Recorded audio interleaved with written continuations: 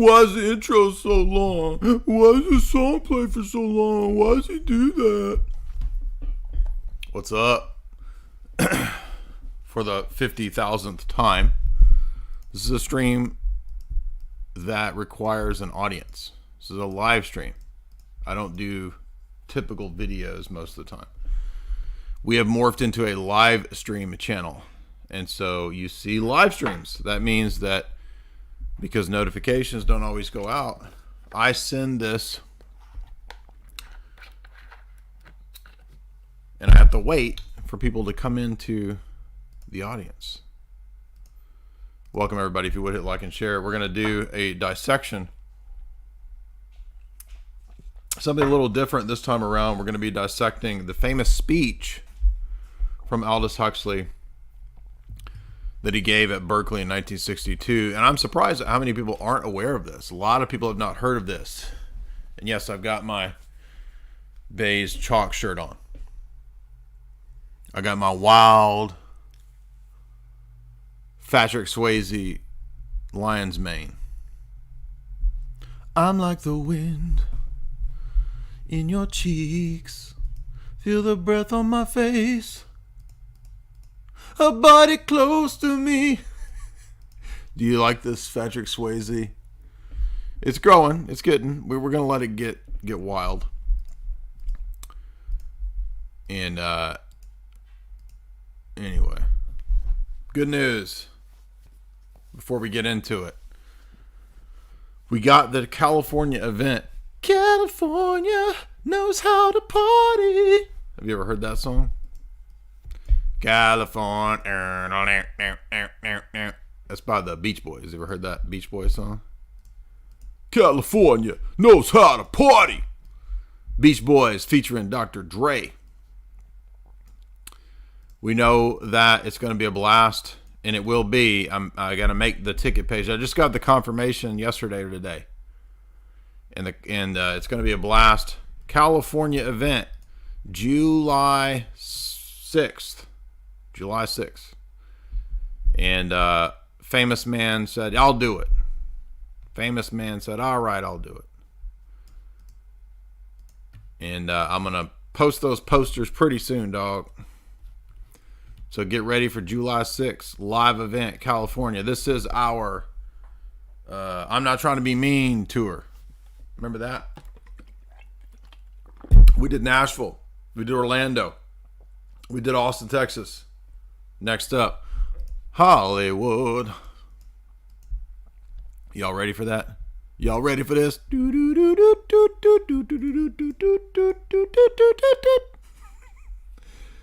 It's going to be fun, man. Somebody said, you know what? The live shows that Jay and Jamie did, they're more like parties. And I was explaining this to famous Hollywood man.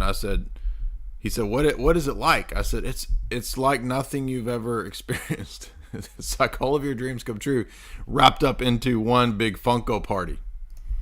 Yes, a Funko party. And I'm going to go back to, remember this one that we did? You want a little sneak peek what I'm talking about? I'm talking about that, baby. I'm talking about that right there. You see that? Booyah. That's what's to come. That's what's to come. And look at this. Ooh, look at that. That's what our live events are like. Right? Right? Talking about this right here. Oh, that one doesn't want to work. This right here. There we go. Look at that.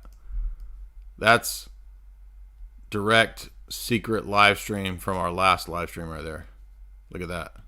Can't beat that, right? I show up. I roll up in that Bugatti. Do you got a Bugatti?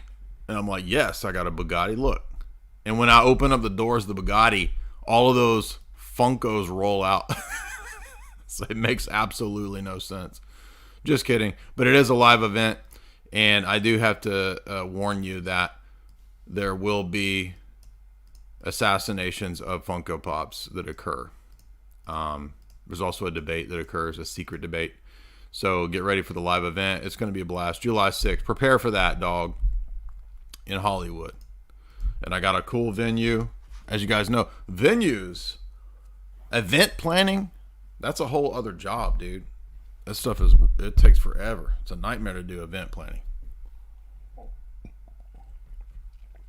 All right, so that's what's coming up. Don't forget also we got 2 events. The salon next weekend. And you can get tickets to the salon. I'll be doing a new talk with new information on Tavistock. So going deeper into Tavistock. The tickets are in the show description of that event. And then we have the big live event in Nashville, June 3rd and 4th. Courtney's event. We got a little Mr. Schroyertown coming in. We got Ryan Christine. We got a ton of people. So head on over to get tickets to the June 3rd, 4th event. And that's going to be a lot of fun. And then let's get into tonight's discussion. Now, why are we doing this? Well, so I was talking to Frank. If you guys didn't know, quite frankly now, we just broke down this entire book. We did a 5-part series of the entire book. We did it chapter by chapter. And it was nice to go back to this book because I did this. If you're a subscriber or if you've been around since the OG days, you know that we did this book probably in 2016, 15. And going back and rereading and doing this again, man, there was so much I missed. Now, we're not going to tonight do the breakdown of this book because we did that with Frank for our subscribers. I do want to highlight and hit on a few of the high points of the book and then mention some of the other Huxley texts that we should probably get into down the road. I mentioned this book a lot, but I've never done it, and this one is important for the coming world religion. So Huxley's Perennial Philosophy is a crucial text for understanding the coming world religion that these people want to push. One of the global elite texts that we did an entire lecture on was Julian's Philosophy of UNESCO. So Julian wrote and helped craft the whole global elite project over at UNESCO. And there's a whole lecture going through this text. We did another global elite text lecture on this book, which was a lesser known text that somebody in the audience pointed out to me, and I'm glad they did. I got through about the first 150 pages of it. We did a talk on it. The most significant sections are at the front of the book anyway. The last half of the book's not that important, but it's called On Living in a Revolution by Julian Huxley. So Julian wrote another text, and the main reason this book was good is because of the massive sections on technocracy, New World Order, and Darwinism. So it kind of, paints Darwinism as basically a religion. And then I have Eyeless in Gaza, where he talks about LSD and demons, but I couldn't find it. I think it's on my other shelf in the other room. But then I have not done this yet, so we might do this one too down the road. So we've done quite a few of these Huxley texts. They're really important for understanding the global elite. And as you know, as is referenced in the Tavistock stuff, is the Aquarian Conspiracy, which is not a conspiracy book. It's Marilyn Ferguson's actual plan, a la integrating the New Age philosophy into the corporate world. And this all comes out of Stanford Research and Tavistock. So that's another important text, which I have lectured through. So people were saying, where is this? Where is this? So on my channel, guys, remember, go to my channel, and half the time, I guess it doesn't work. I don't really understand it. But there's a search button on the channel, which a lot of people don't know this exists. And half the time, I guess it doesn't work. Like right now, it doesn't seem to work. Do you guys see that? Let's see if we can try to make this work. I think sometimes I have to zoom out. Let's try that. So it's still, this is so stupid. So I can't click, there we go. So you got to zoom out, that's the problem.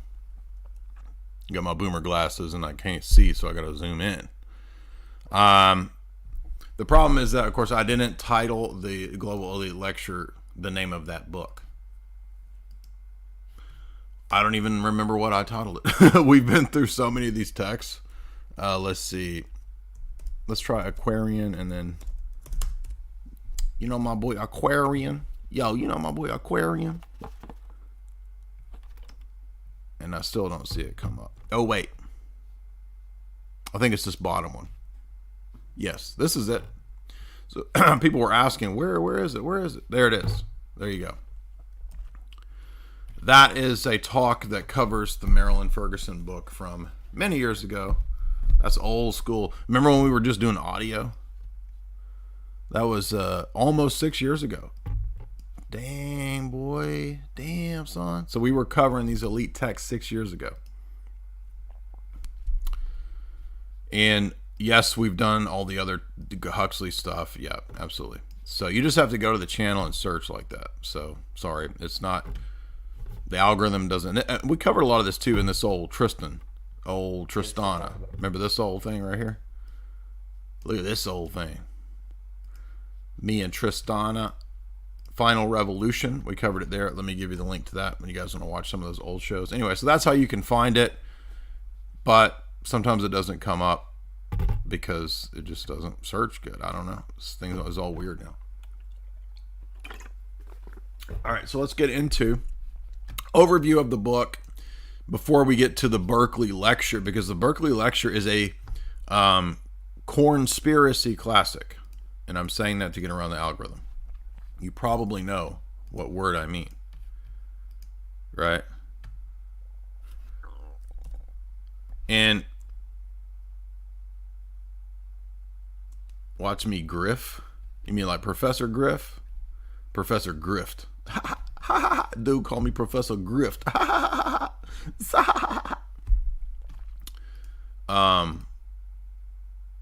Yeah, the old me and beautiful Tristana, aka Lil AIDS, call me Carl, Young Boomer, Jung. I think we all saw who won that rap battle. I mean, I basically got an album out. Tristan album have yet to drop. So Tristan been real quiet since we dropped our album. Anyway, by the way, literally, I hope I didn't run him out of the whole game. Tristan has basically been quiet in every sense. Like, he took a vow of silence. He got hurt so bad in the rap game that basically Tristan took a vow of silence. Now I feel bad because I didn't want to run him off. I didn't want to ruin him that hard. That's all right. I feel like he's going to make a comeback, though. Anyway, yeah, exactly. Chase said he lost a brother because I run him out of the rap game so hard. He basically literally took a Cistercian vow of silence. Basically, he became a Roman Catholic weird monk, a Cistercian, more like a Cistercian. But he also, I'm very quiet. What are you talking about? It's turned all the way up. Please don't tell me the sound is messed up. Oh man, I'm so tired of. What are you talking about? Very quiet. What's very quiet? Please. I mean, I worked so hard to get the sound right for you guys. Is the sound good? I mean, I think I got it cranked up. I can crank it up more. Let's see. Dude, call me Professor Grift. Sounds good to me. I don't know what everybody's listening to where they have such horrible problems with the sound. I mean, I play everything on this phone and I just turn it up and it sounds fine to me. If that's like a boomer, right? Well, I just hit the screen and the thing comes up and it plays loud to me. Sound. I mean, I play everything on this phone and I just turn it up. I can walk across the room and I still hear myself. Anyway. Welcome, everybody. Get your tickets to the live events. It's going to be a blast. I should have had the... by the way, this salon is these are day-long events. That's why the tickets are more. Why are the tickets more? Because they're day-long events. The online salon is a day-long event. You get to hear all those other holistic individuals. I know Mia. A lot of the other people I don't know. Mia runs the event. She invites us to speak out at Topanga Canyon. We did that. Remember when we did that? Some of y'all were out there 2017, 18, out in California. That was fun. And then the fire of judgment came and burned all of Topanga Canyon down and destroyed the Paramount Studios a week after we were there. So, thank you guys. Welcome. I see a lot of old school people. Erie Ferry. I see Chase Haggard. I see the classic mods. Jethro. I see all of the beloved. Theoria Zone. I see Theodore. I see Temple Hat Girl. Shout out, shout out. See Orthodox Boomer Grandma. Slow Boy Whiteboard. Nice. Welcome to all the regulars. Let's get into it. The overview a little bit of the book, because some people may not remember all the details. Now, the lecture is about the book's prophetic elements. So we're basically the lecture that he gave at Berkeley, which is really famous, is 30 years after the publication of the book. And so naturally everybody was like, hey, how did you know it was coming? And what's going on? Why is all this crazy stuff happening? And how'd you know all this, right? And it's like, well, of course I'm going to tell you, and you're not going to understand a lick of it. So there's also a 30-minute interview from the 60s as well with Mike Wallace. So we'll play that one as well, because the Mike Wallace interview also has some little tidbits, right? And what I'm going to do is, as we go through the talk, I'm going to be pausing, talking about other writings of the elite, and commenting and analyzing why he's really spilling the beans here and what the purpose of him spilling the beans is. So is he giving us a revelation of the method, kind of psyop to disorient and make you feel like it's hopeless? I mean, when you read Brave New World, if you guys know the ending, things don't go well for John the Savage, right? He kind of has a breakdown and despairs. So, we're not left with a lot of hope from the text. We're left with despair. And in the introduction of the book, Huxley says, well, if I was to rewrite the book, I would have given a little more hope. I would not have ended it with so much despair. And that's definitely one of the criticisms I would have of the book, because we're basically meant to think the technocracy here is inevitable and there's no hope. But if you recall, there is a breakaway civilization in the novel. I didn't remember this. I remembered all the dystopian stuff and most of the key elements, although there was a lot of Crowleyan themes that I did not notice. Now, whether Crowley pulled from this or vice versa, right? We interviewed Dr. Richard Spence, who wrote the text Secret Agent 666. And in the old interview that we did with Dr. Spence, he says that it's very possible that Crowley's earlier text, Drug Diaries, influenced Huxley to come up with the idea of the proto-MKUltra project. And so this inspires, Tavistock and things in the UK, which then inspires and motivates the American version of MKUltra. So you have to go back to the old interview that we did with Dr. Spence to get into that. That's his theory. May not be the truth. Maybe. There's no direct connection. However, reviewing this text, I did not realize and recall the PEDO elements. In fact, it's hinted at when we realize that Mustafa Mond, the world socialist controller antagonist in the novel, Mustafa Mond is pictured as an inverted version of Christ. He is an antichrist figure, and I didn't catch that the first time or the last time I read it 6 years ago. Did you guys notice that? In fact, at the end of, I think it's the first chapter where we're introduced to Mustafa Mond, who is the world socialist controller,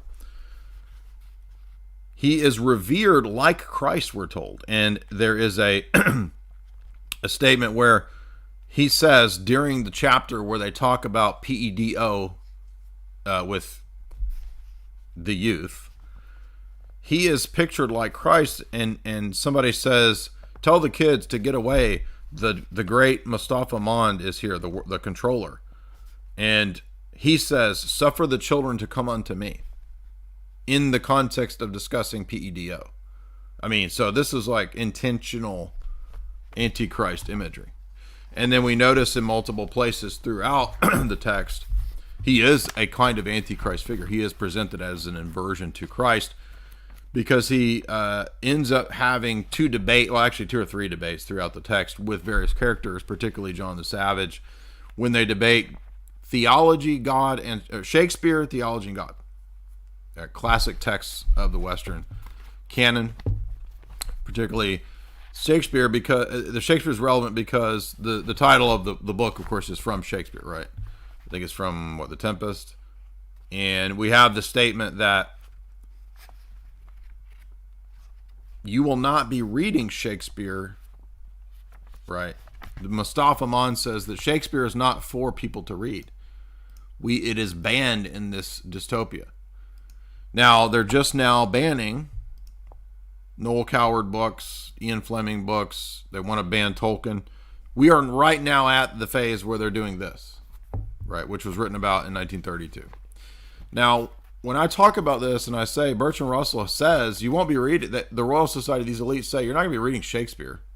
You're going to be reading the Bible.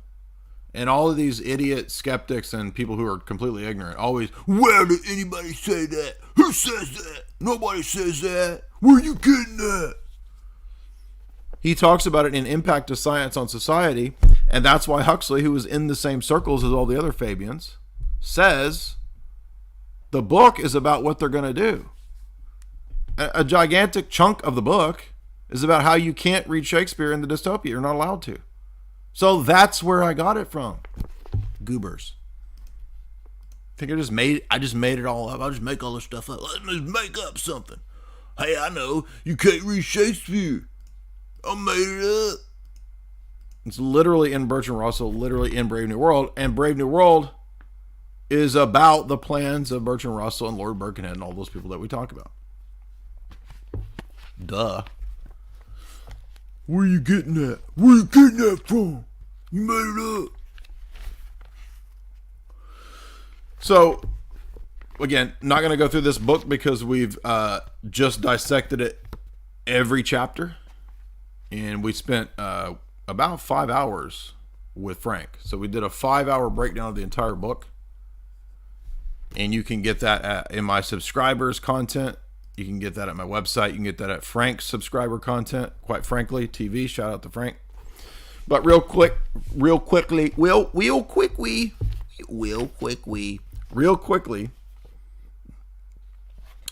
the foreword to the book, the introduction to the book written by Huxley is very instructive because he says basically, this is the future. And we're going to see that the speech that he gave echoes this introduction. He says that it is an insane life, and anybody who understands sanity would know that the technocratic Fabian socialist dictatorship they want to bring in is actually insanity, but they're bringing it in because it's a control mechanism, and they are perfectly happy with making everyone insane to bring in their dystopia. And you wonder why everyone's going insane. Because of this. Because it's a plan. Operation Insanity. He says that we realize after Bentham and the utilitarians that the best way to control people would be utilitarianism. And Bentham, of course, is this operative of the British East India Company. He is an empiricist. He is also a pro-PEDO person. Jeremy Bentham, the philosopher. He says that people are enslaved in this through their base passions. So happiness and pleasure are the things that enslave you, and that's by design. This world has no purpose. Purpose and telos have been removed from the world. That's, of course, what happens after the Enlightenment and the rejecting of the old ancient and medieval philosophical order. He says that really, ultimately, all revolutions are part of this overarching revolution to replace all forms of the old order, man himself included. So it's the post-human world, thus womb to tomb drug conditioning. He says all of this is real, all this is coming, and he says that's why the chief theme in the novel is eugenics, dysgenics, and the divorcing of reproduction from intimacy, and the divorcing of intimacy from reproduction.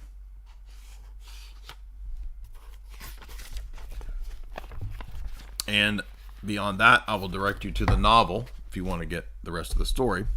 But let's get into now Huxley. Thank you guys for popping on. We got almost 700 on a Sunday night. Glad to see you all here. Let's get into the lecture. And remember, we've just covered this. It's in the members section on Rockfin and at the website for the whole 5-hour breakdown that we did of the entire book. And if you guys want to support the show, do so via the super chat function, which is Streamlabs. So, of course, as you know, People think, oh, he makes $5,000 a stream. Yeah, right. When we've been demonetized? Are you serious? We were demonetized 5 years ago. So there's no ads. There is the Streamlabs link. Ask me questions via Streamlabs, and you will be assured to have them read. Sometimes I miss one, but that's not on purpose. Somebody said last time I missed this. They sent the super chat in at the very end. Kill switch for $5. Do you have any thoughts about Project Sandman? Should we be concerned? I don't know what Project Sandman is. So let's see. And then we will see in live real time whether concern comes over me.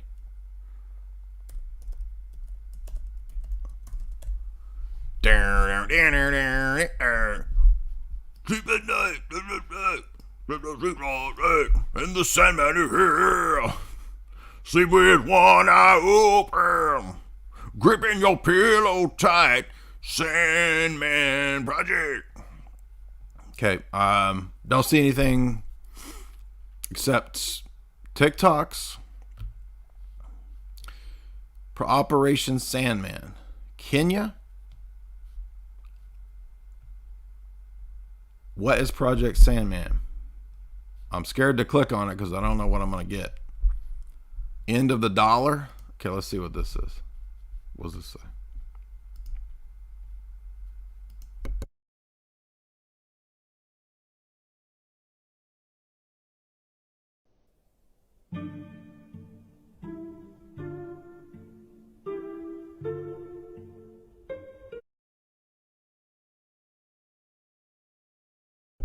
$100-page nation agreement to dump the dollar. So, well, I think that there is a move to dump the dollar. So, I didn't know it was called Project Sandman. It's Operation Sandman, like a military operation. When this decision triggers, the dollar will go to zero overnight. Interesting. Well, I don't know if it's going to do that overnight. It could. I don't know. But, I mean, why do you think we promote gold, silver, BTC? You know what I mean? That's what we think is the best solution. And I've been saying that for a long time. Whether we just hit over 800, welcome everybody. Support the show via the super chat function. So you want to keep me going, keep us on the air, do so via super chats. This is a half and half, so we'll get half of the analysis of the lecture tonight, and the other half will be for subscribers. I've got all of the subscriber content caught up except to the Paul Williams Gladio analysis. So we will do that in the next day or two. So part 2 of that will be up very soon. All the other stuff is in the subscriber section at the website. Subscribe at jasonelsis.com to the members section. That link is also in. Oh, there we almost hit 900. Look at that. The subscription section there in the show description, you get access to the last 6 years of archived content, lectures, interviews, talks. Unlike anything else, unlike any other channel, we go deep, homeboy, in a true sense, in the intellectual academic sense. So you want basically a master's level education, go and subscribe either to my Rockfin or to my website. There's perks either way. Let's get into it. Let's see what old Aldous Huxley is saying about his old book 30 years earlier. First of all, I'd like to say that the conference at Santa Barbara was not directly concerned with the control of the mind. That was a conference, there have been 2 of them now at the University of California Medical Center in San Francisco. One this year, which I didn't attend, and one 2 years ago, where there was a considerable discussion on this subject. At Santa Barbara, we were talking about technology in general and the effects it's likely to have on society and the problems related to technological transplanting of technology into underdeveloped countries. Well, now, in regard to this problem of the ultimate revolution, this has been very well summed up by the moderator. In the past, we can say that all revolutions have essentially aimed at changing the environment in order to change the individual. I mean, there's been... Now, this is important because you've heard me say many times, and if I recall, he's going to say it here. I haven't heard the Berkeley speech in probably 6 or 7 years, but this is, well, of course, I know that the final revolution, you see, the final revolution is the revolution to end revolutions. Okay, so a lot of people don't understand this, but the final revolution is from the history of the French Revolution up till now, or perhaps even the scientific revolution. All of the previous revolutions have had their culmination in this revolution. This is also echoed in the famous Fire in the Minds of Men, James Billington text, which I think ends at around the Bolshevik Revolution. But Huxley is saying that all of revolutionary thought and philosophy since the Enlightenment, since the scientific revolution, since the rise of revolutionary Freemasonry, since the rise of the Royal Society, since the rise of Marxism, socialism, Fabian socialism, I mean, you can include Enlightenment capitalism also as a revolutionary force as well. All of the revolutions, he's saying, have a culmination in the final revolution. And the final revolution is the post-human revolution against man himself, which is what the book is about. And that revolution is the same thing that is in his brother's manifesto.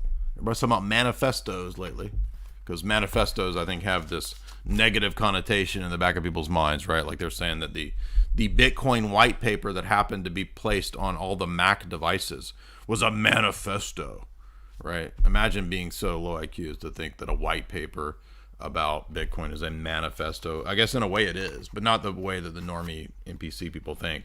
Well, let's call this a manifesto then, because this is a radical revolutionary manifesto of control, subversion, and oligarchy from this dude's brother. So you want to talk about manifestos? Let's talk about the Federal Reserve's manifesto. That's a radical manifesto. In the political revolution, the economic revolution, in the time of the Reformation, yeah, so you see he's including all the revolutions, including the Reformation. Religious revolution. All these aimed, as I say, not directly at the human being, but at his surroundings, so that by modifying the surroundings you did achieve, at one remove, an effect upon the human being. Today, we are faced, I think, with the approach of what may be called the ultimate revolution, the final revolution, where a man can act directly on the mind body of his fellows. So mind control. So no, it's not a conspiracy. Nobody made up mind control. Nobody made up the idea of using all means, including technological, pharmacological, to control other human beings. That's what he's talking about. And he's saying that that has reached its apex in our day. And it is the result, the culmination, the telos, the end of all of the previous revolutions from the 1500s on, including Martin Luther. So do you understand? This is real things. We're not in conspiracy land. We're not in cartoon land. We're not in made up alien BS conspiracy land. This is the real stuff. Real world conspiracy here. Well, needless to say, some kind of direct action on... Oh, and the other point is that it's not just revolution against ideas and external stimuli and external sociological situations. He's saying those older revolutions were about that. This revolution is against man himself and his mind and his body, his DNA, his biology. It's to change man himself. Man is the problem, they say, so man is the thing that must be mutated and changed. Human mind bodies has been going on since the beginning of time.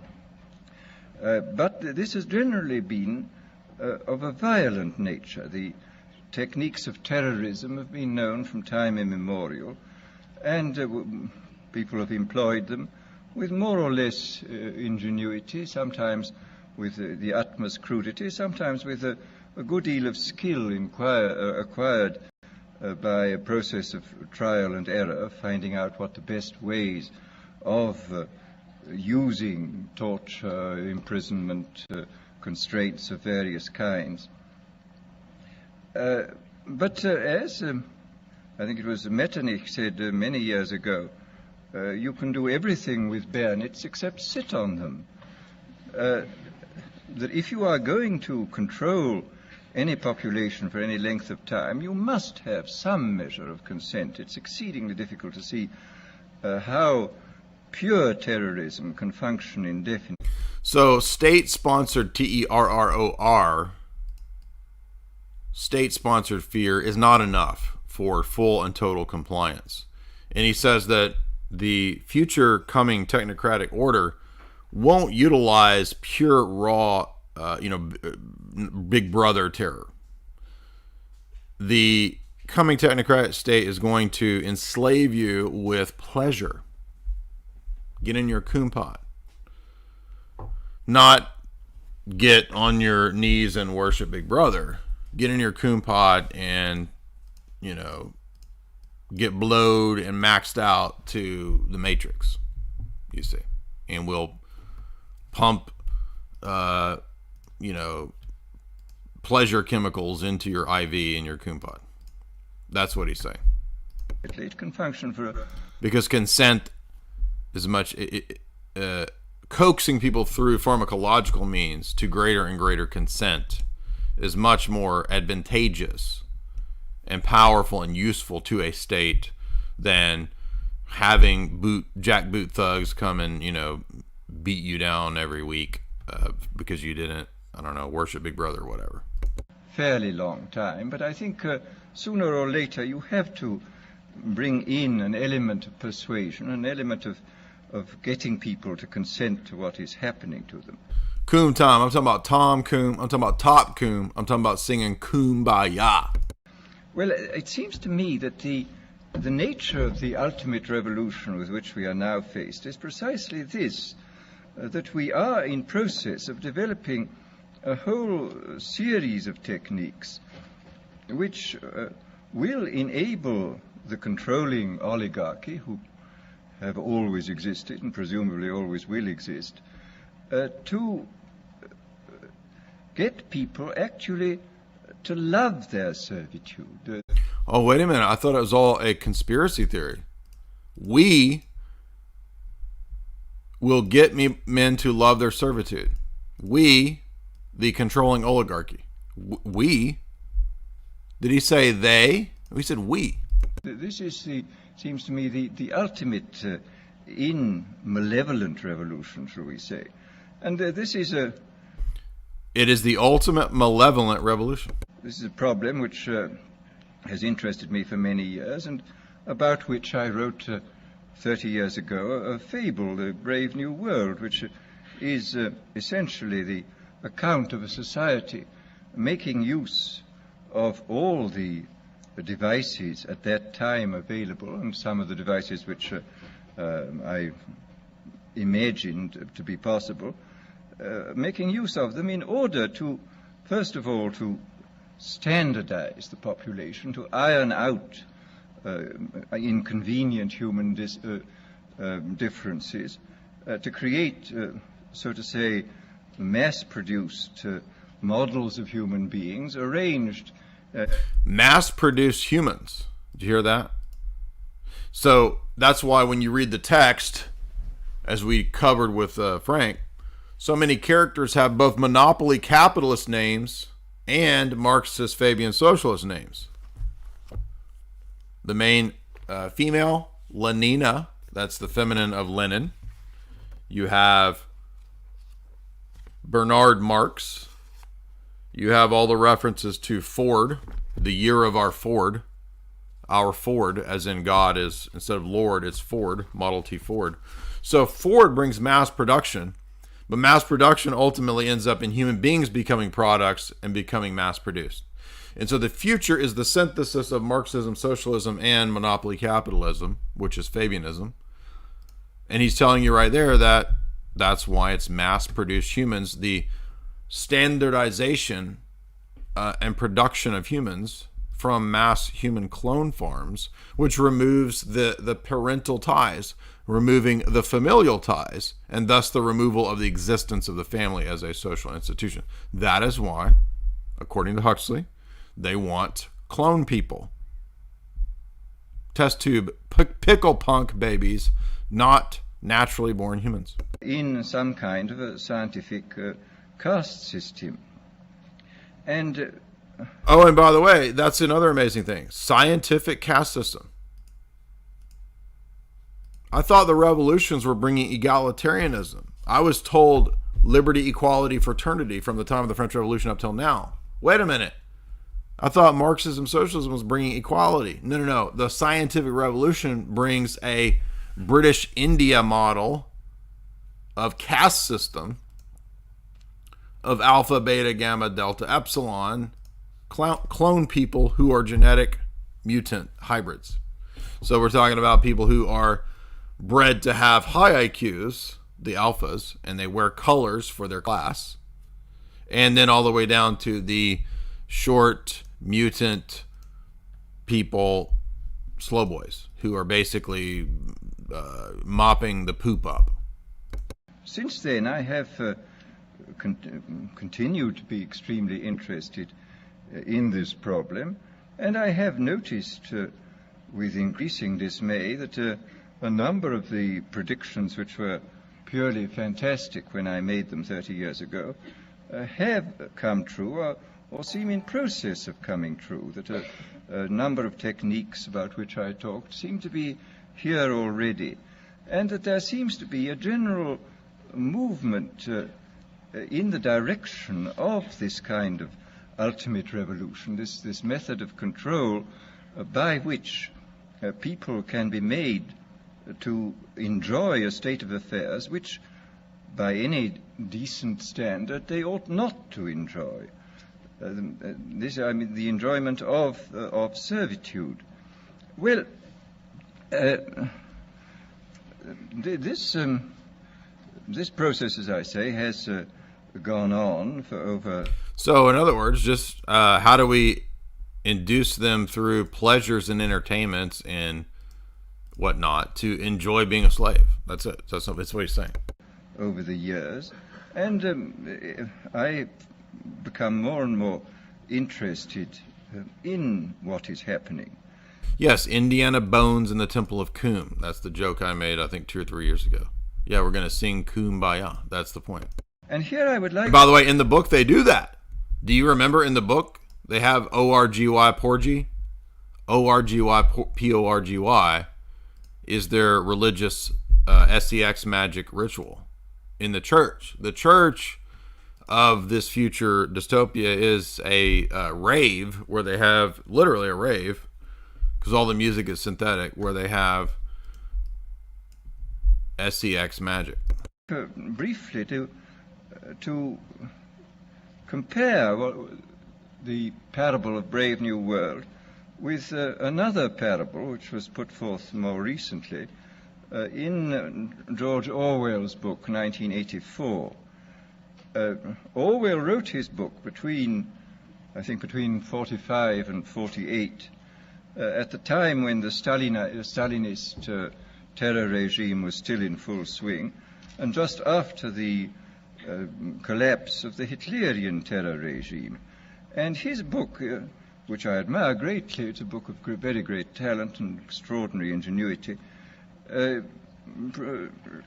shows, is so to say, a projection into the future of the immediate past, of what for him was the immediate past, and the immediate present. It was a projection into the future of a society where control was exercised wholly by terrorism and the violent attacks. So he's saying basically the brutal iron-fisted approach, jackboot thug approach of 1984 of Orwell is a great work of literature, and it's as important, I think, as his book, Brave New World. But there were elements that the dystopia envisioned by Orwell, which were really focusing on things like English socialism and Stalinism, didn't actually match up to the real dystopia that was planned. There were elements where they decided, no, we need to go with this technocratic model.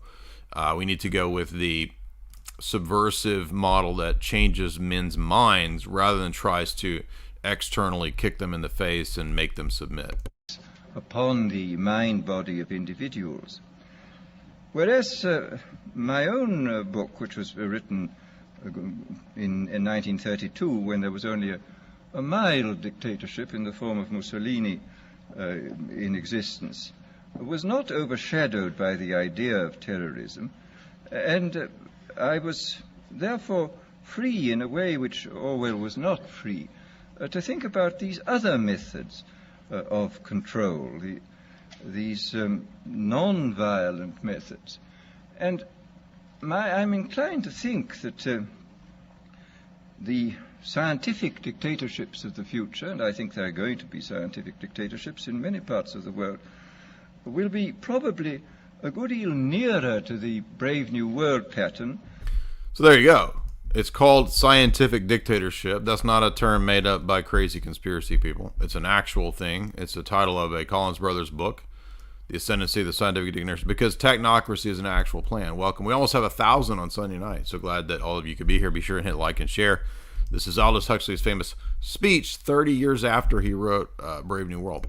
Then to the 1984 pattern, they will be a good deal nearer, not because of any all right, we just hit over 1,000 in the scientific dictators, but simply because the Brave New World pattern is probably a good deal more efficient than the other. That if you can get people to consent to the state of affairs in which they are living, the state of servitude, the state of having their differences ironed out and being made amenable to mass production methods on the social level, if you can do this, then you are likely to have a much more stable and much more lasting society, a much more easily controllable society than you would if you were. This is important because in the novel, it's explained very clearly that in order to have this perfectly stable and controlled society, love, beauty, aesthetics, and all forms of passion — I don't mean the passions in the sense of the Orthodox morals sense, but just in the sense of having any desire for freedom, for your own creativity — that has to all be stamped out, because that has to allow for instability. Instability doesn't just mean physically in the sense of going out and starting a physical revolution. It means instability in ideological trends as well. That's why you have to stamp out the arts. That's why in Brave New World, you can't and don't read Shakespeare. Only at the reservation where John the Savage is, who has read the Bible and he's read Shakespeare, and when he meets Mustafa Aman, the World Socialist Controller, who, by the way, is headquartered at where British intelligence is. So it's explained in the novel to be Whitehall, which is the location of the British government, the state, and the security services in the UK. That's on purpose. He's telling you that this technocratic rulership is not just something in the year 2500 in the novel. It's actually existing now. And he's telling you in this lecture that it exists now and is coming into play now, and it will exist in various countries. Relying wholly on clubs and firing squads and concentration camps. So that my own feeling is that the 1984 picture was tinged, of course, by the immediate past and the present in which Orwell was living, but that the past and present of those years does not represent, I feel, the likely trend of what is going to happen. Needless to say, we shall never get rid of terrorism. This will always find its way to the surface. But I think that insofar... That's interesting, too, that, what are we, a few decades prior to the war on Terror? Did you catch that? The war on Terror doesn't begin officially until the mid to late 90s with, WTC 93 and some other events. And then, of course, the Big 9 event. And here we have, and I pointed this out with British intelligence before, and of course, Huxley very close to and running in the circles of people that run and are in British intelligence. Huxley saying that we will not get rid of the war on Terror. Previously, he had been talking about government-sponsored Terror. Did you even know that's a thing? Fake flags? Yes, that's a thing. And now he's saying that even in the Brave New World scenario, we won't completely eradicate Terror. But that was not a big talking point in the 50s and 60s, 30s, 40s, and 50s. The war on Terror, that didn't exist yet as an ideological sort of PR campaign this never-ending, unknowable, invisible enemy that you can never, ever defeat. Terror, right? But you can see that these phases and these things are planned, as I've said for many, many years. Because you actually can go read these people. You can read him, and you can go read the Rand Corporation papers and the Alex Abea Rand Corporation book, which explains that the Cold War and the transition from the Cold War to the war on terror is planned by the exact same people. As dictators become more and more scientific, more and more concerned with a technically perfectly running society, they will be more and more interested in the kind of techniques which I imagined and described from existing realities in Brave New World. So he imagined and described them from existing realities, not fanciful, completely fabricated things. It's not fiction. It's fiction telling what is coming. Fiction telling what is reality. That is a classic British intelligence model. That's what they do. British spies from the early 1900s, the way they told their stories and the way they told their real operations was to write fiction, because it was called the Official Secrets Act in the UK. You can't just write a book, My Historic Exploits, unless it's declassified and you can do it. So how do you write a book if you're Graham Greene or if you're William Somerset Maugham or any of these characters? You write a fiction book. And he's doing the same thing. So that it seems to me then that this ultimate revolution is really not very far away, that we already a number of the techniques for bringing about this kind of control are here, and it remains to be seen when and where and by whom they will first be applied in any large scale. And first, let me talk about a little bit about the improvement even in the techniques of terrorism. I think there have been improvements. That Pavlov, after all, made some extremely profound observations, both on animals and on human beings. Oh, so wait a minute. Pavlov did studies relevant to terror and trauma-based mind control? Yes, that's what we've talked about for many, many years. That's what he's talking about. Oh, that's a conspiracy theory. He found, among other things, that conditioning techniques applied to animals or humans in a state either of psychological or physical stress sank in, so to say, very deeply into the mind body of the creature. So trauma-based mind control, a la Pavlov and operant conditioning of all of those goobers, Skinner, Watson, is able to control individuals, and they will extrapolate from the individual to the macro, to the society as a whole. How many times have you heard me say this? Again, what do you guys think? Do you think I just make all this up? It's just I just sit around, I'm gonna make something up. I mean, I listened to this speech in 2006. We're extremely difficult to get rid of, that they seem to be embedded more deeply than other forms of conditioning.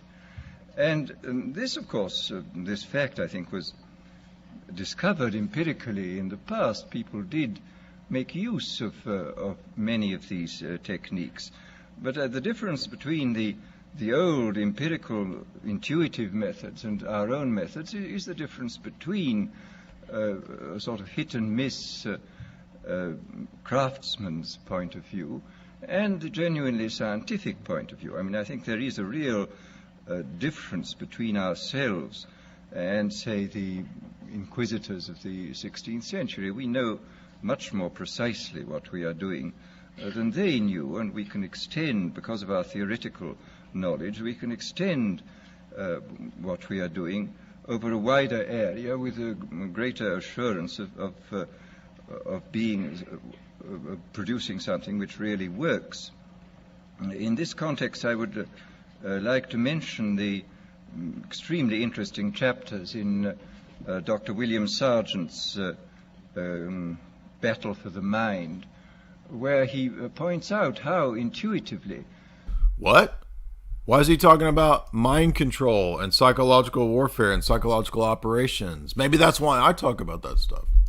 Some of the great religious teachers, leaders of the past, hit on the Pavlovian method. He speaks specifically of Wesley's method of producing conversions, which were essentially... Oh, I forgot this part. Did you guys know that he has a whole section here where he talks about utilizing the style of control and manipulation and mass psychology that preachers use?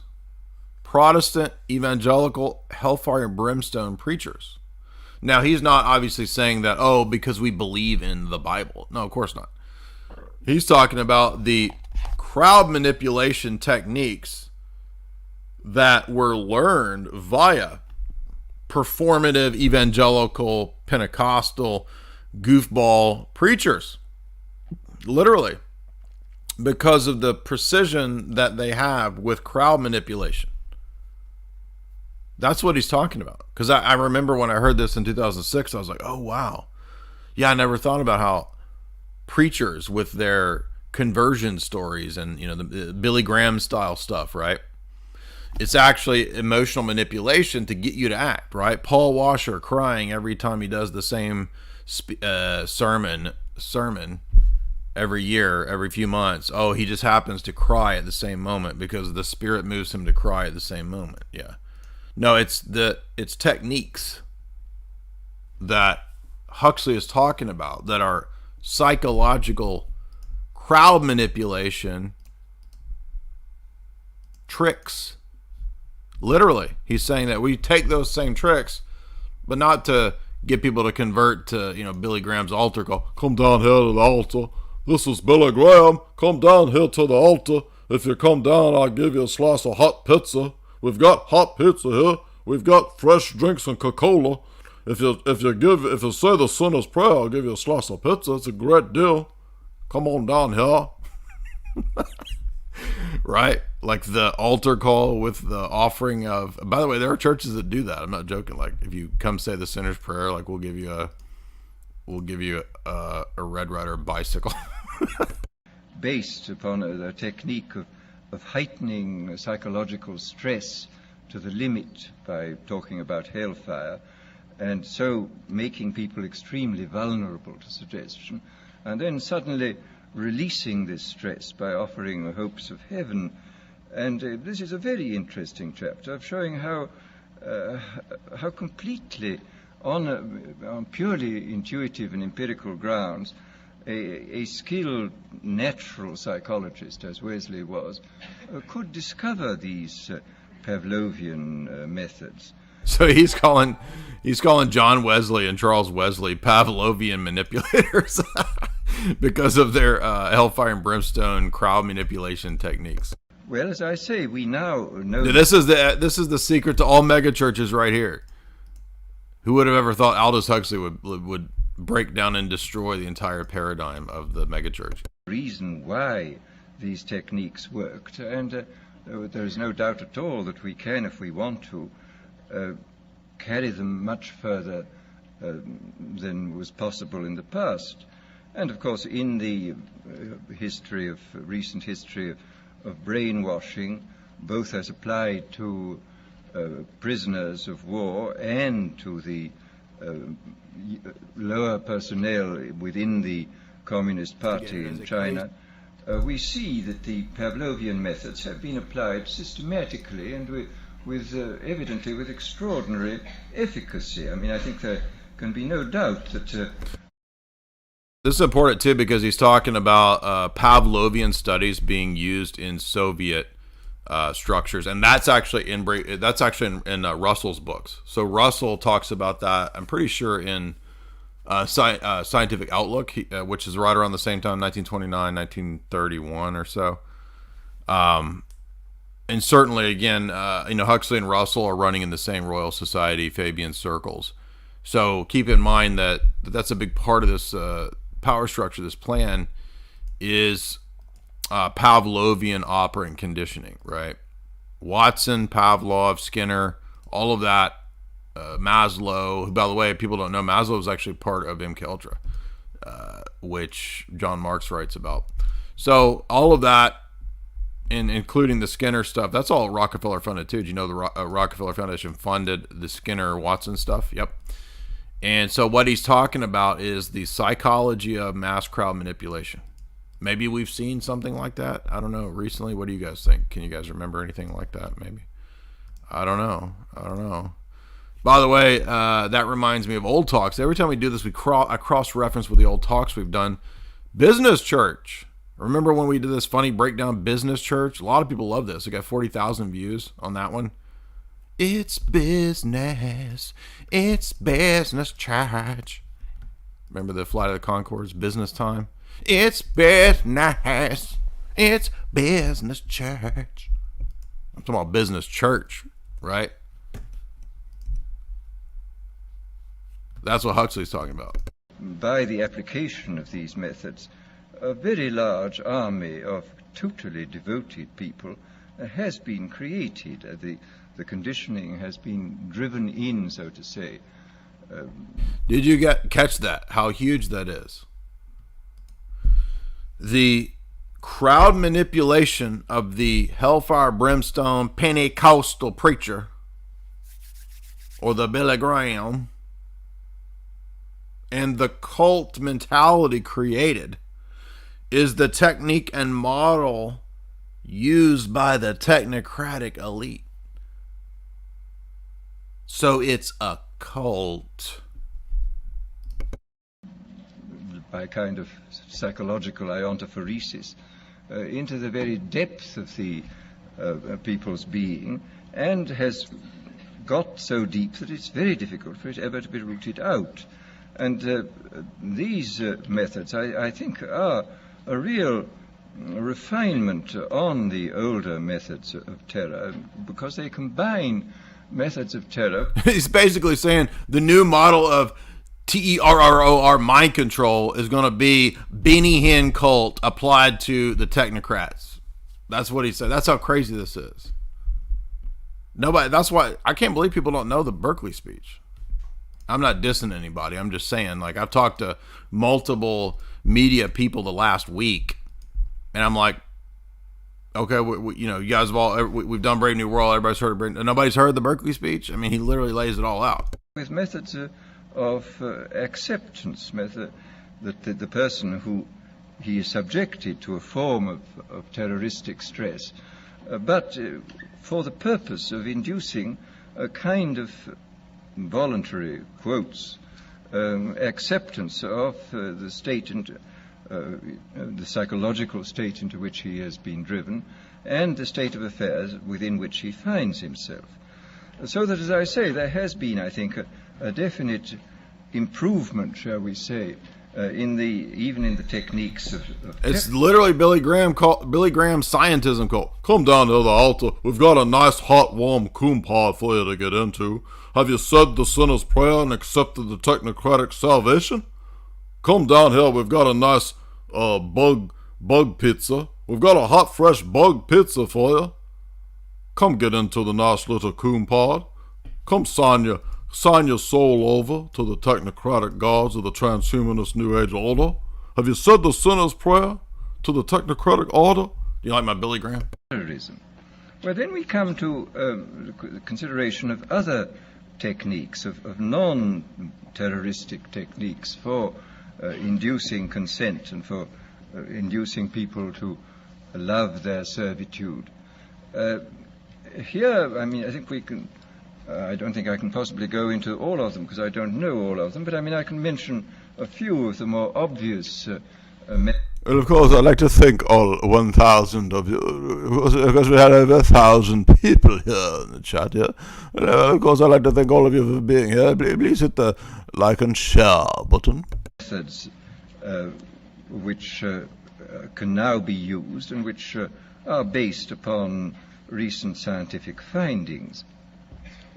First of all, there are the methods connected with straight suggestion and hypnosis. I think we know much more about this subject than was known in the past.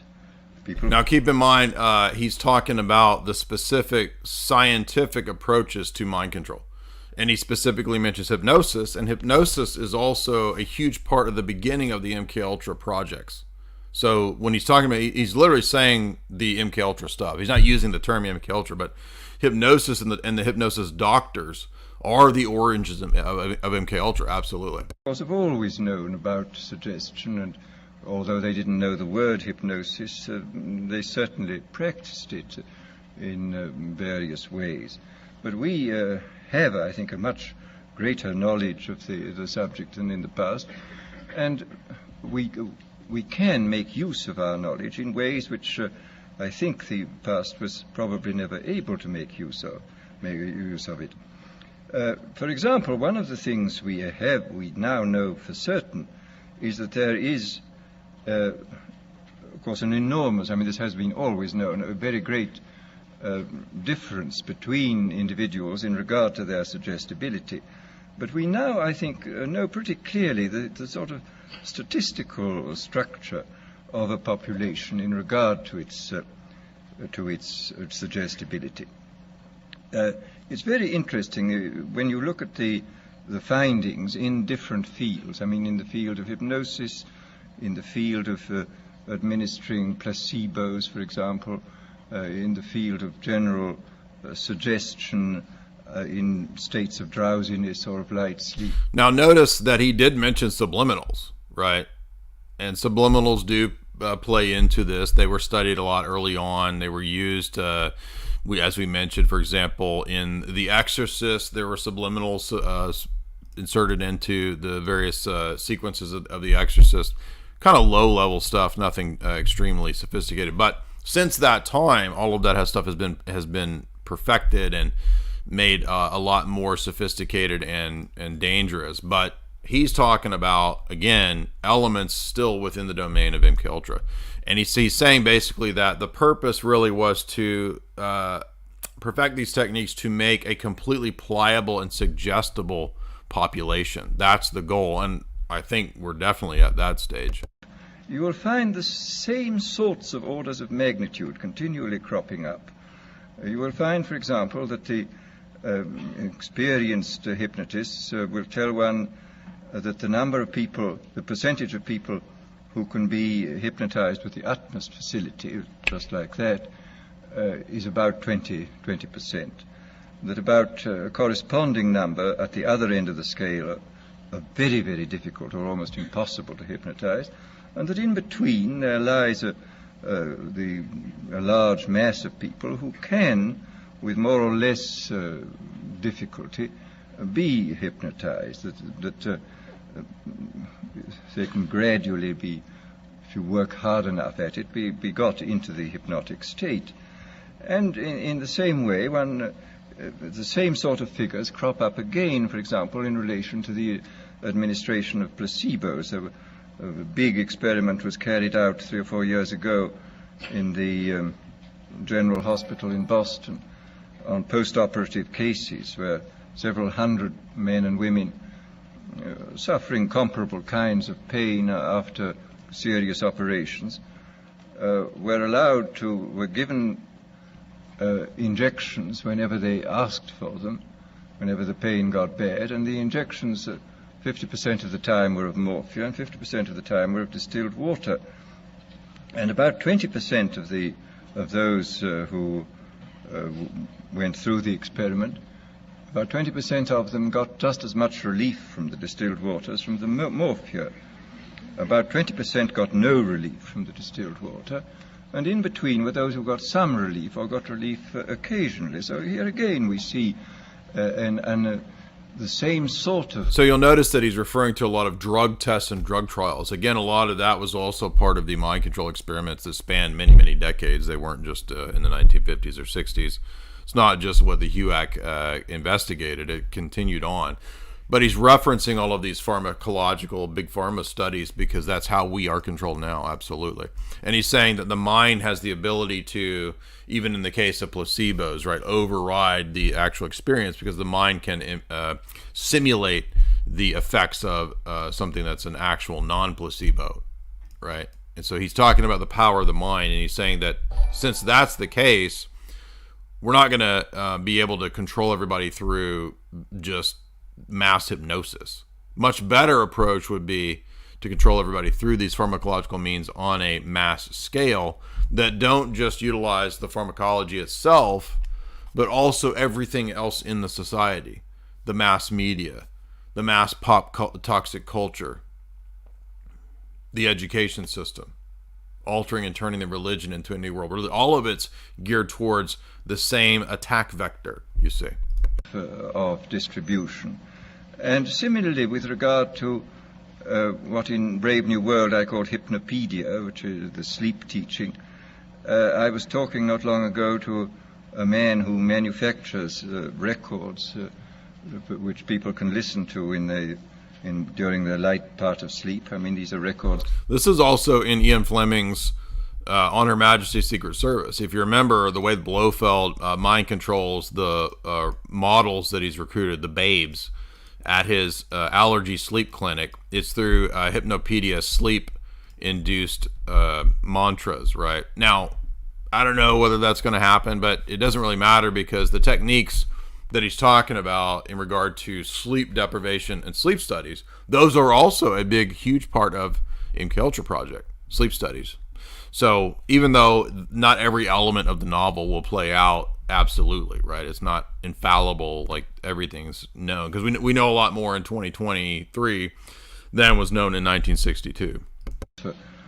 For getting rich, for sexual satisfaction, for confidence in salesmanship and so on. And he said it's very interesting that these records are sold on a money-back basis, and he says that there is regularly between 15 and 20% of people who write indignantly saying the records don't work at all, and he sends the money back at once. On the other hand, there are some, over 20% who write enthusiastically, saying they're now much richer, their sexual life is much better, etc., etc. And these, of course, are the dream clients, and they buy more of these records. And then in between are those who complain they're not getting much results, and they have to have letters written to them saying, well, go persist, my dear, go on, and you'll get there. And they generally do get results in the long run. Well, as I say, this is the Berkeley speech, so the audience are the Berkeley students. It's a famous speech. You guys should know this stuff. So, hey, I'm here to help you out. We don't know the classics, the most important lectures, speeches, books. That's why you come here. You learn the real stuff. You learn what was really going on. Stuff that I heard this talk in 2006. Now, I knew about all the conspiracy stuff in 1998, but so I'm an OG, right? I'm trying to help y'all out. I'm trying to learn you stuff. That's what we're here doing. On the basis of this, I think we see quite clearly that the human populations can be categorized according to their suggestibility fairly clearly. I suspect very strongly that this 20% is the same in all these cases. And I suspect also that it would not be at all difficult to recognize in very early childhood who were those who were extremely suggestible, who were those who were extremely unsuggestible, and who were those who occupied the intermediate space. Quite clearly, if everybody were extremely unsuggestible, organized society would be quite impossible. And if everybody were extremely suggestible, then dictatorship would be absolutely inevitable. I mean, it's very fortunate we have people who are moderately suggestible in the majority, and who therefore preserve us from dictatorship. But And while I've mind-controlled you all, of course, with my voice, mildly suggestibility, I would mildly suggest that perhaps you drop a super chat there with the super chat function, you see. Of course, the super chat function is via Streamlabs, and certainly any rational person would utilize the stream chat function right there to drop me a little bit of a piggy, if you might say so. A little bit of pay pork. A bit of pay pork with the pay piggy via the Streamlabs. Also, by the way, is our show sponsor, guys. If you like, but why we got 1,000 people watching, why we got 1,000 nerds, I'm going to have to tell you about, I got this hot red book, Mao Zedong. Mao the Dong has a red book. Carl Gajung has a red book. And I got a red book. My red book's better than those red books. Go get it at the shop at the website of jaysanalysis.com. You see that shop right there, and you got signed copies. The red book is 660 pages. It has all of my theological, geopolitical essays from the last 10 years compacted into 660 pages.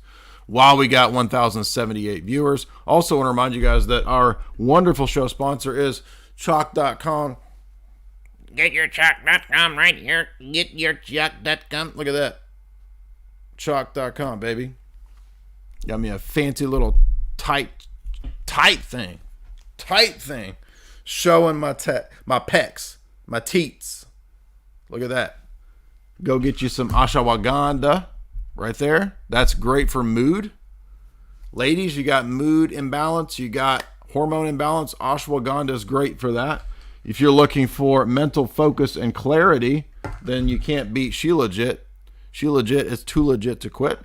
You get 50% off right now if you go and use the promo code at chalk.com, CHOQ.com, J50, that's JAY50, get you 50% off. My favorite product, which I take on almost a daily basis, and I alternate it in and out, is the Tomcat Elite. That is peer-reviewed to boost testosterone. People say, why are you so mean? Hey, it's probably because of taking the chalk. Okay, the chalk makes you mean, baby. It makes you ready to get out there and do it in terms of attacking the day, in terms of debating, in terms of going after the opponents. Why is he so mean? He's mean. It's just the T, baby. It's the testosterone. You heard about Thunderdome. Thunderdome. Who run Bartertown? Massa Blossom runs Bartertown. Who run Bartertown? Who run Testosterone? Chalk.com runs Bartertown. Chalk.com runs Testosterone. Has anybody seen Mad Max Beyond Thunderdome? One of the best movies ever made. Gel Mibson. Shout out to Gel Mibson. Mel Gibson. Gel Mibson. Put in the promo code J50, JAY50. Get 50% off. My favorite. There's also other great products there. Also, ladies, if you're looking for mood stabilizer, Irish Moss. These are all 100% pure rainforest source products. Chalk.com is legendary for their purity standards. They're stringent when it comes to purity. And I know you're going to be impressed. If you're looking for overall action boost, there's the Action 2.0. Promo code JAY50. We're going to get back now to Aldous Huxley and his talk. But there's also the promo code JAY53LIFE.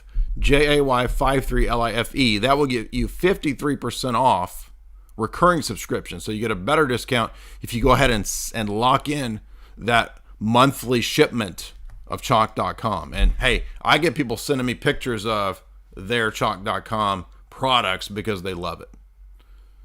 There was a dude from another country sent me a Chalk picture yesterday. I was like, dang, son. You know they love it if they're sending it from another country. Let's get back to old Hux man. Aldous Huxter. Let's get back. There we go. Aldous Huxter. That's what I like that. That's my new name for this dude. Aldous Huxter. Organized society to be formed.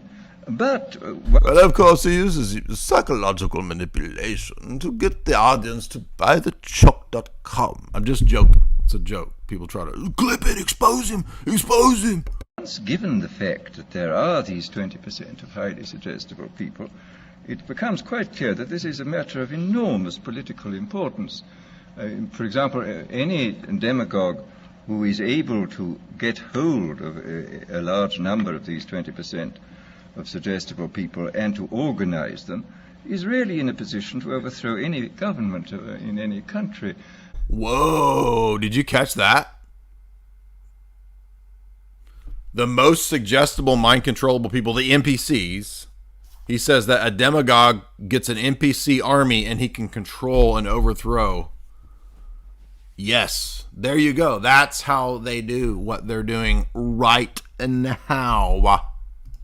And I mean, I think this, after all, we've had the most incredible example in recent years of what can be done by efficient methods of suggestion and persuasion in the form of Hitler. Anybody who's read, for example, Bullock's Life of Hitler comes forth from this with a sort of horrified admiration for this infernal genius who really understood human weakness. So mass psychology, psychosis, MK, fromation. Mass, you know what I'm saying? I think almost better than anybody, and who exploited them with all the resources then available. I mean, he knew everything. I mean, for example, he knew intuitively this Pavlovian truth that conditioning installed in a state of stress or fatigue it goes much deeper than conditioning installed at other times. This was why all his big speeches were organized at night. He speaks of this quite frankly, of course, in Mein Kampf. He says this was done solely because people are tired at night and therefore are much less capable of resisting persuasion than they would be during the day. And we see in all his techniques, he was using, he had discovered intuitively and by trial and error a great many of the weaknesses which we now know about on a sort of scientific. So he's talking about mob mind control from, obvious classic historical examples. Way, I think much more clearly than he does, than he did. But the fact remains that this differential suggestibility, this susceptibility to hypnosis, I do think is something which has to be considered very carefully in relation to any kind of thought about democratic government. I mean, if there are 20% of the people who can really be suggested into believing almost anything, as evidently they can be. Like today, math is racist, according to the tweeter. Did you see that? And by the way, the same stuff that he's talking about is in Impact of Science on Society and Scientific Outlook, right? So if you go to the talks that we did on the Bertrand Russell texts, the civilization of the technocratic oligarchical superstate that's being described is the same thing that he's talking about. Again, they're in the same circles, right? So keep that in mind. And I think I retweeted it. But here's another example of this mass mind control with this goober here, this creature, right? But did you see they were saying math is racist? Let's see why math is racist. If you say it's 4, that's racist. I mean, that sounds like we may be mischaracterizing it. What, if you can quickly sum it up? No, that's not mischaracterizing it at all. Math is basically racist under this ideology because it says there is no such thing as an objective reality. So 4 might not be the right number. 2 plus 2 might actually equal 5. Quickly, So this is Gates Foundation bankrolling a woke education organization, and they bring this hot babe on to explain it, right? Literally what Huxley's talking about, right? But of course, there's probably 20% of the population that could be coerced into believing anything. 2 plus 2, of course, is 5. Then we have to take extremely careful steps to prevent the rise of demagogues who will drive them on into extreme positions and then organize them into... Now, this is where he's playing the part of Democrat. He's not actually a liberal Democrat. A lot of people think that, no, he was exposing it. No, he had said earlier, well, of course, this is what we're going to do. Right? And, you know, maybe at times he thought this was a good idea. Maybe at times he didn't. But his whole family is involved in constructing it. His brother wrote the philosophy of UNESCO, which is the technocratic Brave New World system. Very dangerous armies, private armies, which may overthrow the government. Oh, so did you catch that? We have to prevent the demagogues from taking over. We, as in the people putting this into place, because the techniques that we're using might be used by a private army. So he's just talking about some other potential threat to his oligarchy. That's all he's talking about. He's not saying that we're gonna keep everything free and liberal. Bertrand Russell played the exact same fake liberal role as this guy. Well, this, as I say, is in this field of pure... You understand, the same people saying this, just like Bertrand Russell, will turn around and say, well, but of course we've got to reduce the world population drastically to survive. They talk out of both sides of their mouth for you low IQ slow boys that can't figure this out and think that these are all good people that want to help you. Persuasion.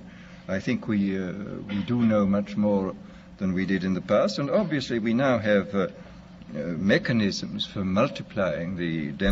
Somebody said that this is one of the mini streams where I don't have 12 audio tracks running at once. When do we have 12 audio tracks running at once? That's happened maybe once or twice. Demagogue's voice and image in a quite hallucinatory way. I mean, the television and the radio, Hitler was making enormous use of the radio. He could speak to millions of people simultaneously. I mean, this alone, of course, creates an enormous gulf between the modern and the ancient demagogue. The ancient demagogue could only appeal to as many people as his voice could reach by the yelling at his utmost. But that's a great comment. No Brit wants to help you.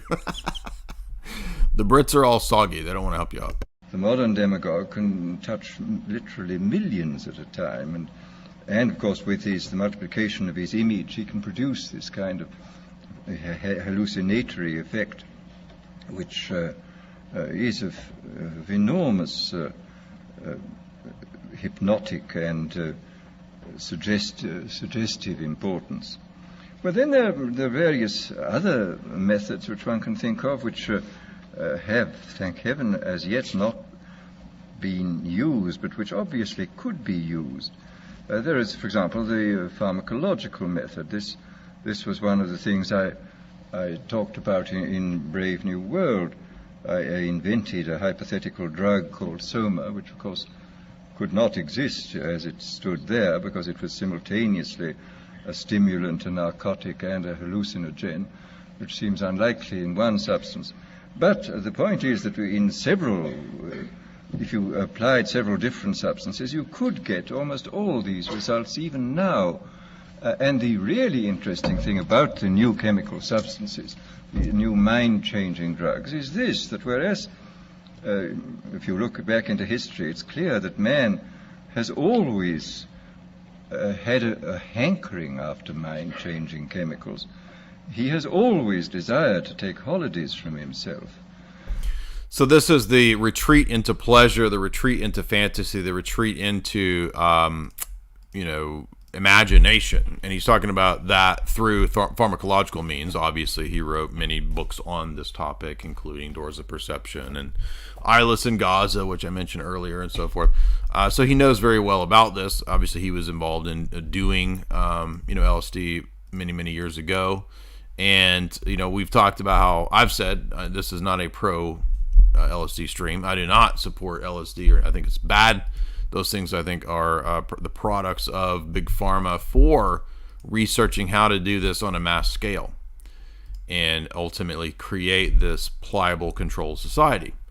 And so whether it's the illegal market of DRUG or whether it's the legal big pharmacological model It's all the same control system. And especially when we look at the, the illegal DRUG lanes of the old OSS and French intelligence networks that were taken over by Western intelligence, right? Those structures played heavily into Gladio and into funding the black ops of the Western intelligence apparatus. So, no, you understand that being involved in that stuff, which is now being legalized, is itself part of this big superstructure that they're bringing in. So in other words, they control both the black market and the legal market. And now that is all kind of being homogenized under the control of the big pharmaceutical companies, which are essentially up near the top of the eye of the pyramid. So that's how this is. That's how this works. Somebody said ecstasy. Yes, it probably is. Right. They probably did eventually synthesize something like what he's talking about. Exactly. But and this is the most extraordinary fact of all, is that every naturally occurring stimulant, narcotic, sedative, or hallucinogen was discovered before the dawn of history. I don't think there is one single one of these naturally occurring ones which... Now remember the opium trade, which played heavily into the power of the British Empire and their weaponization of that against China, which we talked about. That comes up in every Gladio text, right? And everything dealing with the CIA use of HEROIN. People get mad that I use this code. Hey, it's not my fault that we already live in the dystopia where you can't have an adult conversation, right? The algorithm is there to catch keywords, and that's not my fault. So if you want to bitch at somebody, don't bitch at me trying to still get some education out there. It's not my fault. But we just covered this in depth with the Paul Williams Gladio text. And I will, get into, great books like Dope Inc. We'll get into the John, is it McCoy? I always get John McCloy and John McCoy mixed up because one of them is the CFR oligarch and one of them is the guy that wrote Politics of Heroin, the classic text. So we will be doing those texts eventually. But I'm just pointing out that the reason Huxley knows about this is because the British Empire's model of pharmacological warfare is far before the existence of Big Pharma. Modern science, of course, has discovered better ways of extracting the active principles from these drugs, and of course has discovered numerous ways of synthesizing new substances. Sandoz, Abbie Hoffman, right? The Sandoz Pharmaceuticals. That's all. If you've read Storming Heaven by Jay Stevens, it's all in there. Extreme power, but the actual discovery of these naturally occurring things was made by primitive man, goodness knows how many centuries ago. There is, for example, in the underneath the lake dwellings, the early Neolithic lake dwellings which have been dug up in Switzerland, we find poppy heads, which looks as though people were already using this most ancient and powerful and most dangerous of narcotics, even in the days before the rise of agriculture, so that man was apparently a dope addict before he was a farmer, which is a very, very curious comment on human nature. Well, of course, that's not true, but that's the model of history that you find in things like, Food of the Gods by Terence McKenna. If you read Food of the Gods, then you know that man came from a tripping balls monkey. It's called Stoned Ape Theory, and I wrote about it in Food of the Gods. But the difference, as I say, between the ancient mind changers, the traditional mind changers, and these new substances is that they were extremely harmful, and the new ones are not. I mean, even the permissible mind changer, alcohol, is not entirely harmless, as people may have noticed, and the other ones, the non-permissible ones, such as opium and cocaine, opium and all its derivatives, are very harmful indeed. That they rapidly produce addiction, and and in some cases lead at an extraordinary rate to physical degeneration and death.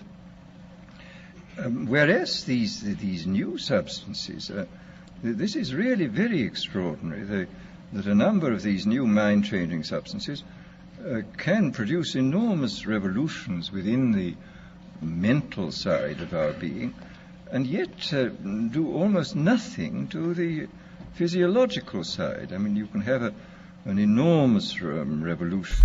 So notice he's talking about mass revolution or change through pharmacological means, which of course is a big part of the novel, obviously. But I did mention several books that I want to call your attention to, which are books that we have referenced and read and covered many, many years. I've done lectures through all of these books too. Well, not all of them, but the J. Stevens text is really good. This is more of a mainline version of what is in Dave McGowan's, Laurel Scene, Weird Scenes Inside the Canyon book. Covers a lot of similar material, but this is much more of a mainstream analysis, but a lot of good tidbits and nuggets and details, particularly referring to people like Ginsberg and what his role was, and a lot of these other psychonauts, and they're presented as counter-establishment, right? Anti-establishment figures, but they're actually probably in some degree establishment figures or counterintelligence or something like that, right? Or sort of pop versions of drug pushers, especially Tim Leary, right? Who openly says, if you want to thank anybody for the 60s counterculture, you can thank the CIA. So, the J. Stevens text is an important read. This text is not that scholarly, but it is an important text because it's kind of a more popular history of the Royal Society. So it's written by a Masonic goofball. I'm not recommending this book because it's like the be-all, end-all, but it does kind of give you some insight. Somebody said, when are you going to do a book on the history of the Royal Society? That is a great question, and in fact, we will do that. I just got to figure out the best academic source that's not a Masonic source. But that one is still worth looking at and having, because the stuff that Huxley's talking about, he mentioned it going back to utilitarianism and Bentham in the introduction to the book. And that goes back to, that Royal Society, early Royal Society period. This one, we lectured through this whole book. It's a classic on the history of MK Ultra. I'm not going to talk about that one again. But remember that we've lectured through all of these. We lectured through Food of the Gods, which was my book covering my stoned ape theory. There's a lot of revelatory stuff in Food of the Gods, and I highly recommend you listening to the lecture we did through that. Another one of this one counts as a global elite text. Dr. John C. Lilly, the dolphin weirdo himself, in one of his MK Ultra texts, which we lectured through, which is an almost unreadable book. It is literally, you can't even make sense of half of what he's saying, but you can make sense enough of it to know what's going on. We have lectured through this one from old Tim himself. And the weird thing about this book is that this is a text designed to be like a shaman's instructional guide. Very bizarre, but that's what this text is. And then there is this text. We have not yet lectured through this text, but I'm looking forward to it. It's kind of a classic from LaRouche and company, but this is a great history of the beginnings of pharmacological psyops and warfare, and that's through, of course, British East India Company and all of that. And another one of the figures that we've not yet gotten to, but which is an actual hardcore, this is the same publisher that publishes the Salk text that we've lectured through, and that is old MK Ultra doctor himself, Dr. Jose Delgado.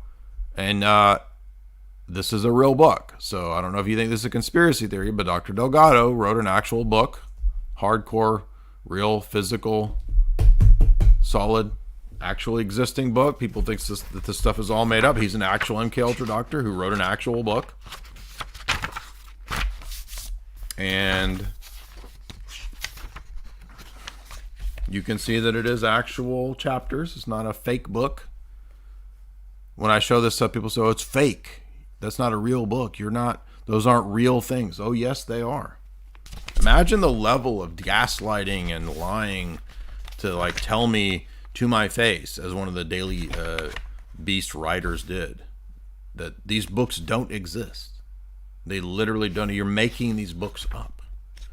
Really, you think these are photoshopped fake books? I'm making this up. That's not a real book by an actual MKUltra doctor. Imagine the people that are so stupid and so brainwashed as to actually say that.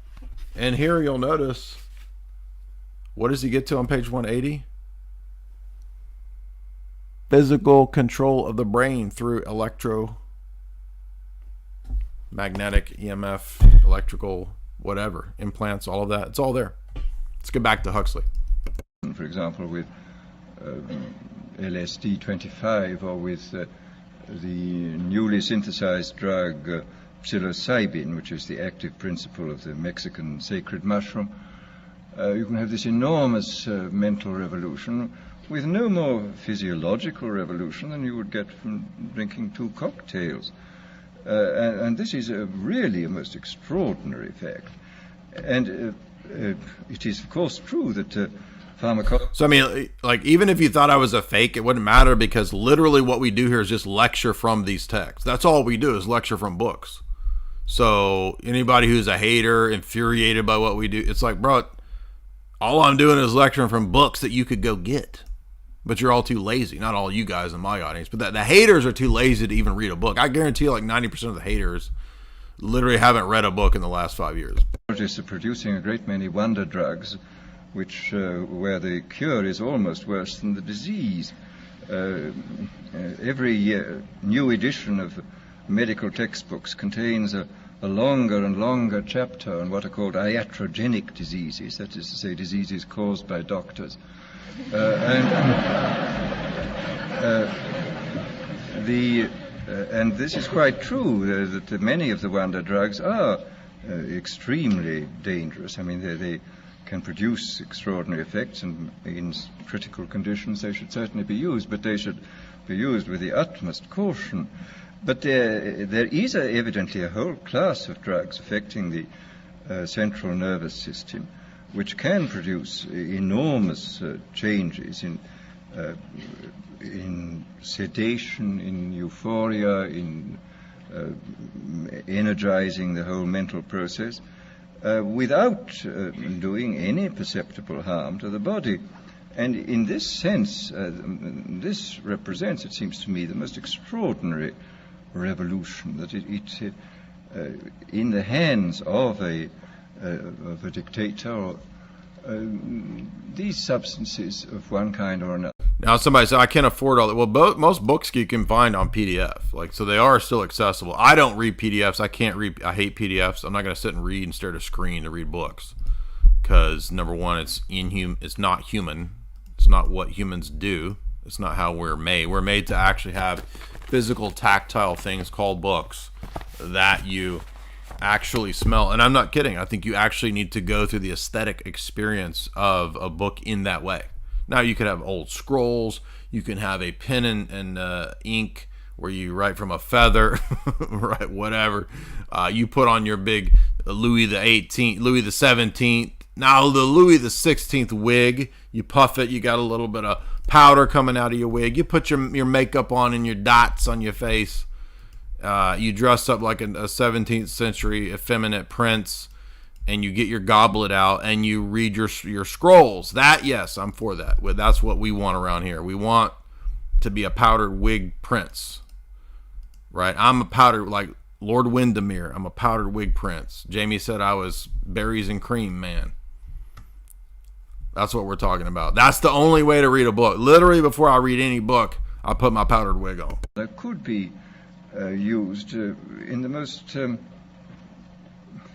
well, with complete, first of all, with complete harmlessness, and the result would be that, I mean, you can imagine a euphoric which would make people thoroughly happy, even in the most abominable circumstances. I mean, these things are possible. I mean, this is the extraordinary thing. I mean, after all, this has even been true with the crude oil drugs. I mean, as Houseman years ago remarked, apropos of Milton's Paradise Lost, He says, and beer does more than Milton can to justify God's ways to men.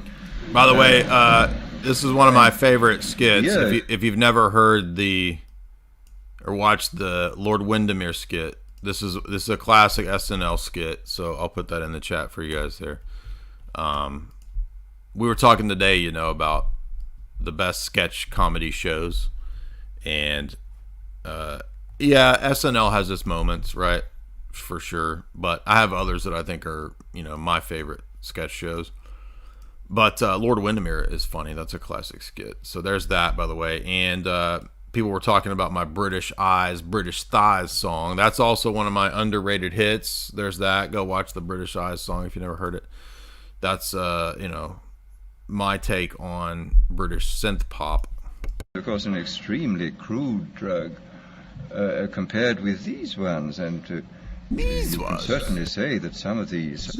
He's like a Skeksis. He sounds like... Remember in the Dark Crystal, the Skeksis? Psychic energizers and the new hallucinants can do incomparably more than Milton and... SCTV had a few skits that I do think are funny, and I watched it as a kid. The only problem is that we're so far from the 70s and early 80s that a lot of the early SNL and SCTV skits, they're just too dated. Like the humor is too different from what was funny in the 1970s. There are things that can carry over and still be funny. I think Andy Kaufman is still funny. He was way ahead of his time in terms of comedy, but the majority of the SCTV skits they don't hold up, but some of them do. All the theologians combined could possibly do to make the terrifying mystery of our existence seem more tolerable than it does. So that here I think one has an enormous area in which the ultimate revolution could function very well indeed. An area in which a great deal of control could be used by, not through terror, but through making life seem much more enjoyable than it normally does. Enjoyable to the point where, as I've said before, human beings come to love a state of things which by any reasonable and decent human standard they ought not to love. So there you go. The technocracy socially engineers and controls you and leads you into a situation where you feel happy with your enslavement, because it's an enslavement by pleasures of all forms and fancies. And any rational, sane person should realize that this is insanity. But the nature of this dystopia will make anyone who questions it to seem insane, like the famous Saint Anthony quote and meme that goes around all the time. And this, I think, is perfectly possible. Well, then, very briefly, let me speak about one of the more recent developments of... Yes, so one brief point here. I know a lot of people always bring... Because we have a lot of people from the UK and, English. Got a lot of them Brit fans, right? Got a lot of Brit fans, right? So, right? Oi! And that... my list is excluding the more obscure and sort of the British stuff. So yes, of course, there's great Monty Python skits. There are, there's not really that many. Somebody was saying Benny Hill. Dude, come on, Benny Hill's not that funny. It's just him chasing women in bikinis around, and then him pinching butts. Like, what's funny about Benny Hill chasing and pinching butts? Like, maybe it's funny because it's not funny. But I don't get why that's that funny. Anyway, so every time I mention this, like, the Brits always they gotta put in like 90 funny, what they think are funny British sketch shows. And I admit, yes, there are some. Mighty Boosh is funny. I haven't seen all of their stuff, but I like their stuff because it's so wacky.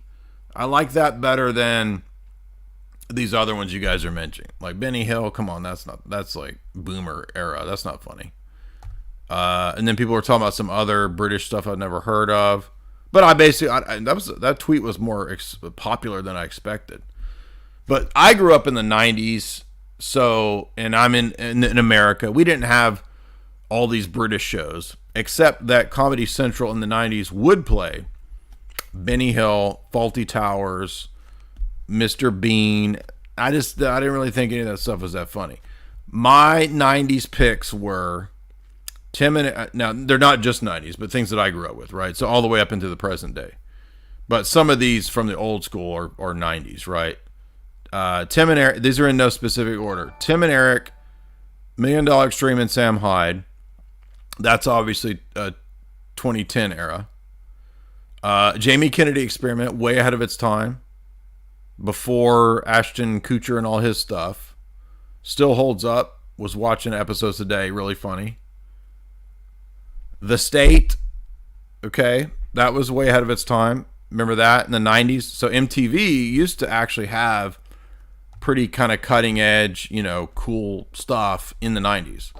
And when they had The State on, that was like a new phase of sketch comedy. Nobody really seen that kind of edgy, weird stuff. So The State was ahead of its time. Ben Stiller's show actually was funny. There was I've seen, if you go back and watch the 2 seasons, there's some skits that still hold up pretty funny. Some of the Ben Stiller stuff is dated, but it was really good, really edgy, really ahead of its time, early 90s. Obviously, Whitest Kids You Know, way ahead of its time, very funny. Some really based conspiracy stuff, too, in Whitest Kids You Know. I'm a huge fan of Flight of the Conchords. I think Brett and Jermaine are really funny. I thought the show was great, and if you go back and watch the show, you'll notice that Murray is actually as funny or the funniest character. So the first time I've watched Flight of Conchords through 3 times. And to me, the third time through, Murray came out as like really cracking me up. Oh, you look like a couple of cool idiots. Murray is great. Yes, there was a Ben Stiller sketch comedy show for 2 seasons, and it was funny. Now it's 90s. So yes, I'm going to give some, I do like, there is funny British humor. Again, I'm not dissing. Obviously, there's classics from Monty Python, and there are some honorable mentions. So Tom Green should have been on my list. I did give him props because everybody wanted to be, when I was in high school, everybody wanted to be Tom Green. We thought he was like the coolest, funniest dude, right? So yes, Tom Green is on the list.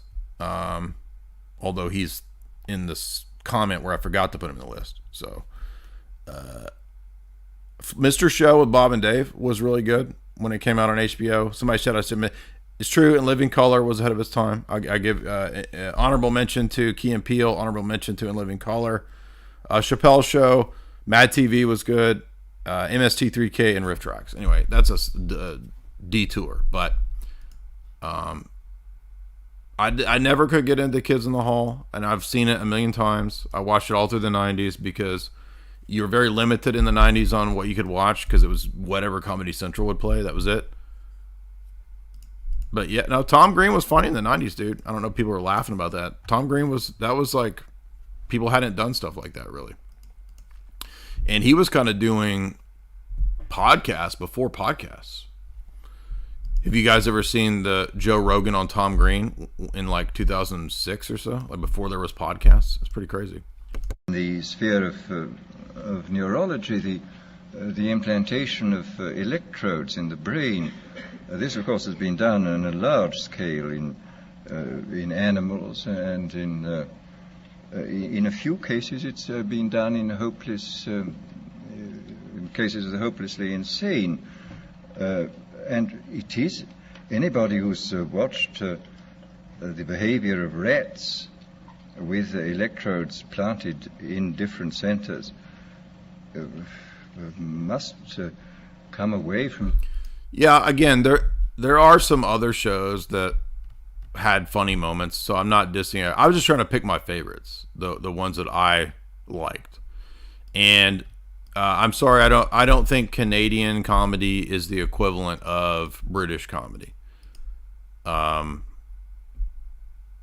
watched quite a few Canadian sketch shows over the years, and I'm not saying they don't have their moments. There's a few Kids in the Hall sketches that are funny. They do hold up. They were smart. But I just Kids in the Hall always just weirded me out. It just always seemed kind of ugh, right? But there are some, and I forgot honorable mention to Mitchell and Webb. Their sketch show was pretty good. Had some really funny moments. But I'm always going to be partial to the American stuff because I'm American, and British stuff can be really funny. It just kind of has its own. It's just different. But I don't even like the normie. Like, probably the most normie thing on my list is Chappelle. Mad TV and Chappelle are about the most normie thing on my list there. That's about it. This experience with the most extraordinary doubts about what on earth is in store for us if ever this is got hold of by a dictator. If I saw... Well, by the way, I did give some props to SCTV, and SCTV was Canadian. So... yeah, SCTV gets some props. They were ahead of their time in some areas, but ultimately, I think, yeah, you get what I'm saying. Not long ago, some rats in Magoon's laboratory at UCLA, there were two sets of them, one with electrodes planted in a... Now he's talking about the rat studies with electrodes in the brain. So this is probably also MKUltra related stuff. Or the now popularized rat studies that everybody's been talking about the last few months. The rat studies about the experiments of basically meeting all the rats' needs in a controlled environment and how they all turn into coon pod rats, basically. Center. And these rats were... The technique was that they had a bar which they pressed and which turned on a very small current for a short space of time, which we had a wire connected with their electrode, and which stimulated this pleasure center, which was evidently absolutely ecstatic, because these rats were pressing the bar 18,000 times a day. Apparently, if you kept them from pressing the bar for a day, they would press the bar 36,000 times on the following day. So he's talking about rat pleasure experiments, and that's the coon pod. Dude, he's talking about the coon pod. He's saying you're a rat in a coon pod. He just insulted you. Bro, he just called you out. He just called you a dang filthy rat-coomer. And would fall till they fell down in complete exhaustion. And they would neither eat... But I'm being serious, though. Like, he's actually talking about the masses. He's talking about you all. Or be interested in the opposite sex and would just go on pressing this bar. Then... He's talking about the coon pod. Everybody's laughing. He's talking about putting everybody in a coon pod so they can be completely controlled and deleted from existence. The most extraordinary rats were those where the electrode was planted halfway between a pleasure and a pain center, and where evidently the result was a kind of mixture of the most wonderful ecstasy in being on the rack at the same time. And you would see the rat sort of looking at its bar and sort of saying, to be or not to be, that is the question. And finally would approach and do it, and then it would go back with this awful... I don't get what was this again. This is British humor lost on me there. So the rats are pushing the button to have their coomies, and the rat pushed it 36,000 times in a day. If one can humanize or anthropomorphize, I mean, he was feeling something terribly mixed, and he would wait for quite a long time before pressing the bar again, but he would always press it again. I mean, this was the extraordinary thing. And I notice in this most recent issue of Scientific American, there's a very interesting article on electrodes in the brains of chickens. There you go. Again, guys, you understand this is part of MKUltra. This is in the Delgado text. Okay, the electrodes. Okay, do people not even understand who Dr. Delgado is? He is one of the MKUltra doctors. And you understand that they wrote actual books that you can go buy. So it's not a conspiracy theory. It's a thing you can go verify in about 30 seconds if you wanted to see if these are real things. And he talks about the electrodes And again, it's not like they're going to put an electrode in your brain now. That's 1930s, 40s technology, bro. It's nanotech now. It's Born Legacy.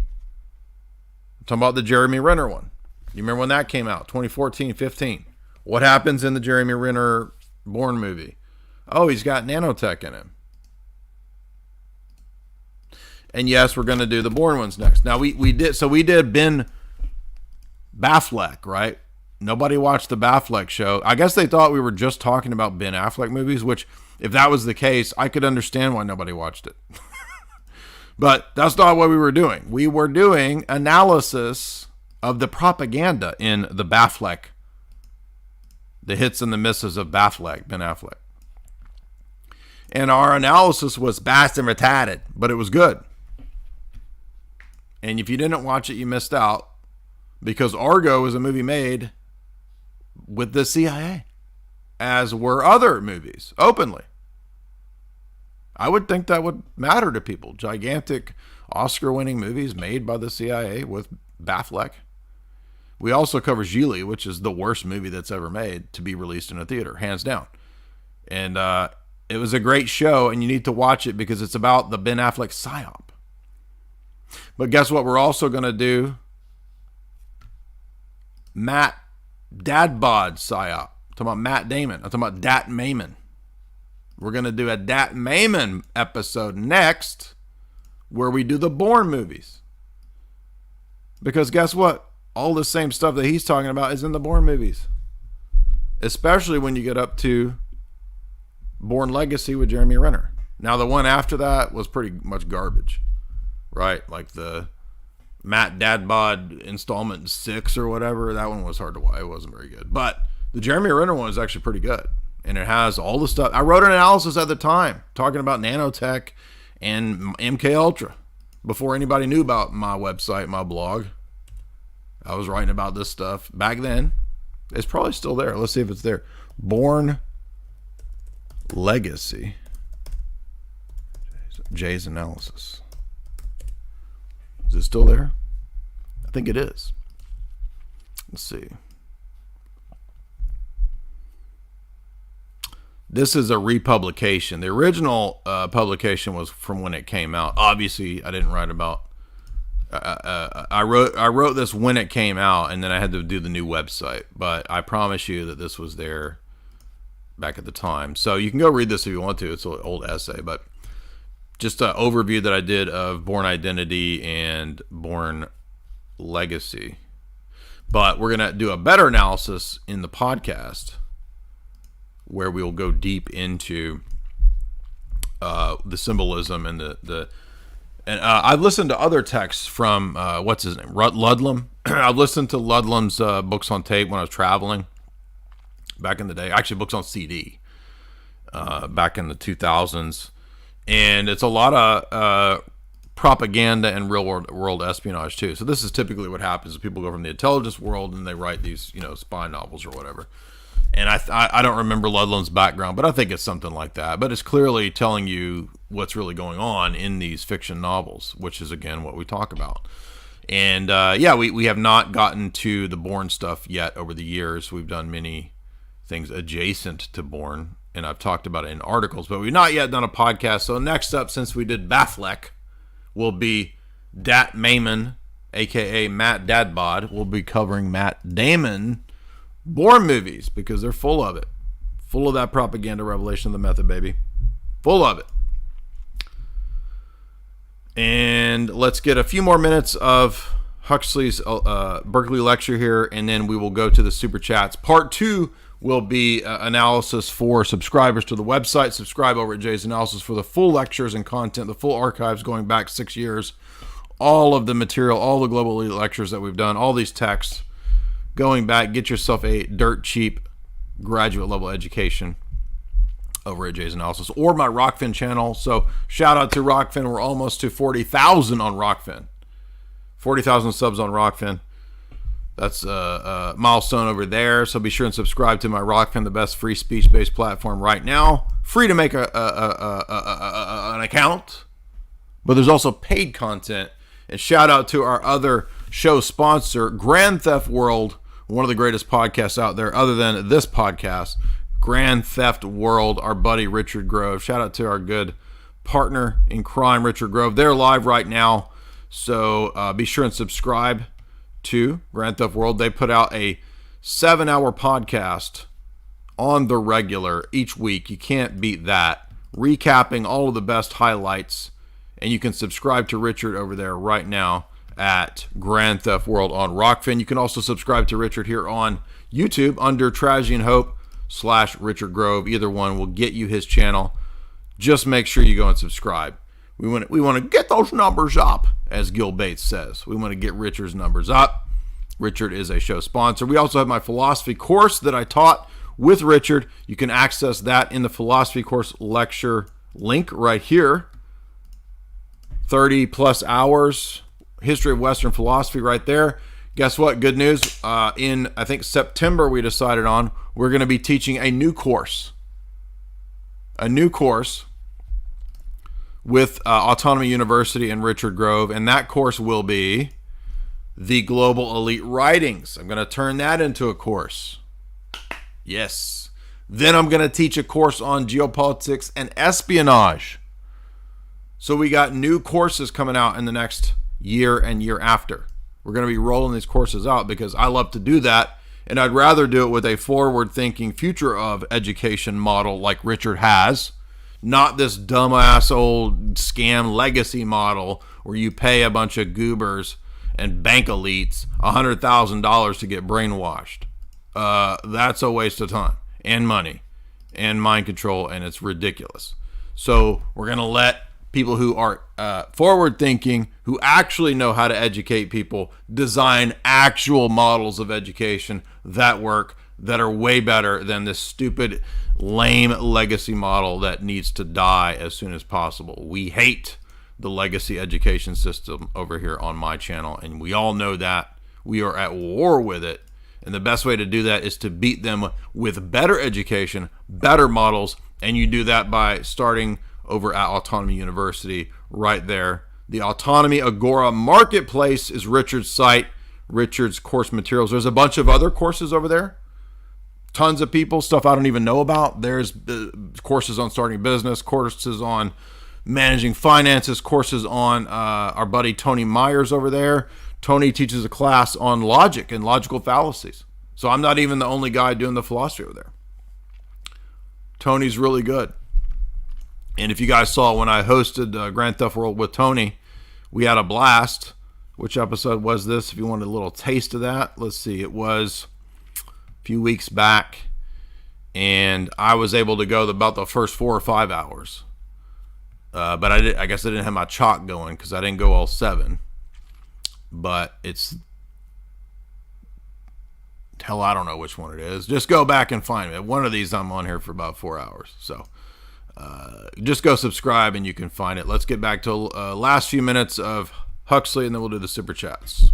Where the technique is very ingenious. You sink into their brains a little socket with a screw on it, and the electrode then can be screwed deeper and deeper into the brain stem, and you can test.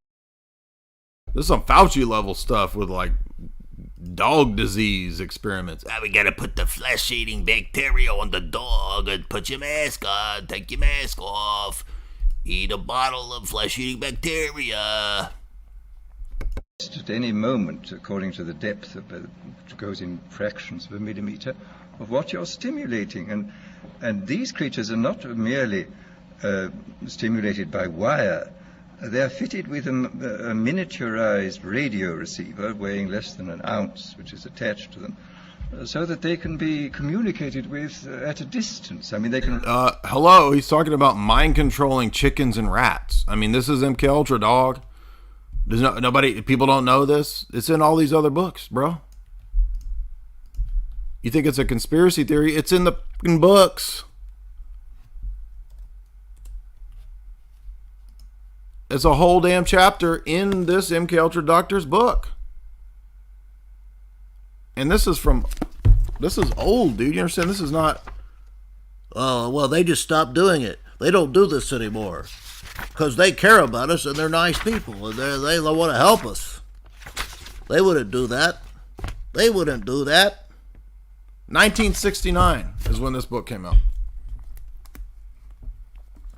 You got loons on the internet saying that this is not real. It's a made-up book. Made up. Unbelievable. All right, that's enough of Aldous Huxley. Let's go to the Super Chats, and if you want access to the full talk, then you get that by subscribing to the website. It'll be up the next few days. Next up for subscribers will be the second half of my analysis of Paul Williams' Gladio text. We did 3 hours of the first half of Gladio text, and we got quite a bit to do in the next half. By the way, I did talk to, well, I can't say who I talked to. I've been talking to some big name people, okay? Talking to some big name people. And we announced that the Tucker special will be coming out soon. I can't say yet what it is, but yes, remember we filmed the Tucker Carlson special. Remember we announced this. What do you guys think of that? Look for that. That'll be coming up in April. And I talked to some other big people. We talked to some of the big people, okay? And we had a little talk over here. We're talking to big people. That's all I'm going to say. We're talking to big people, okay? If you would hit like and share, because we're talking to big people. Super Chats. J Mel kicking it off. $50. Happy Palm Sunday. Thank you. Happy Palm Sunday to you, J Mel. Much appreciated. TB.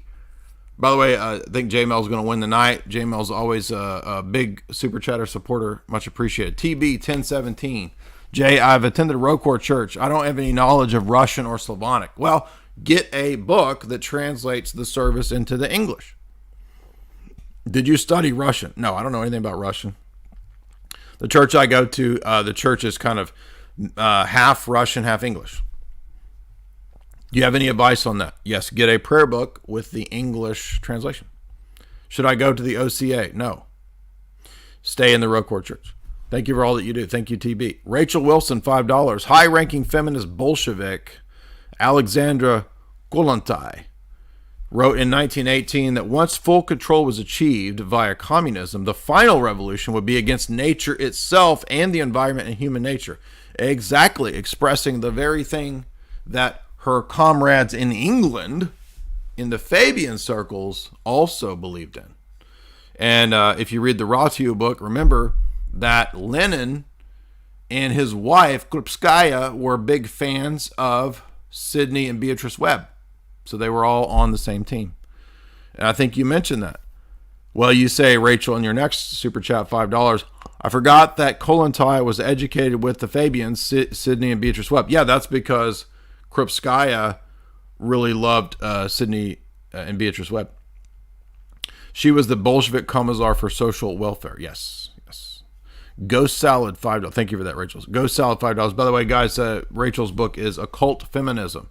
So if you're looking for the real origins of feminism via, it's not just communism and revolutionary socialism. It also has links back to the occult and witchcraft. Ghost Salad, $5. What do you think about AI and ChatGPT? Not much. I think this is a little overblown. We did a whole podcast where I cover this. So if you want more of my analysis of this, a couple of weeks ago, my podcast that we did on that was, I think, called Future Shock.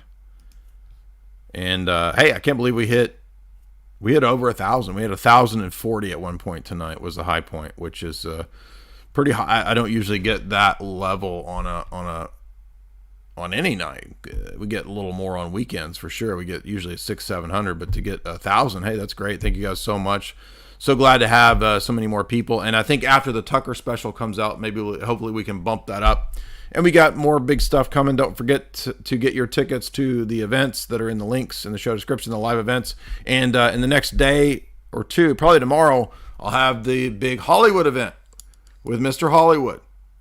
And you guys can probably figure out who it is he's going to be doing a little set. We got a big Hollywood man, funny man, going to do a set.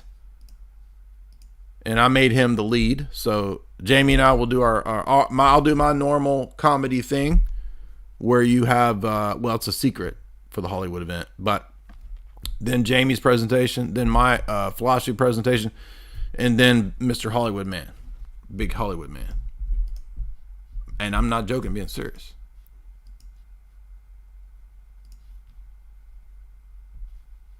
Oh yeah, it was called Future Shock. So y'all got to watch all my podcasts.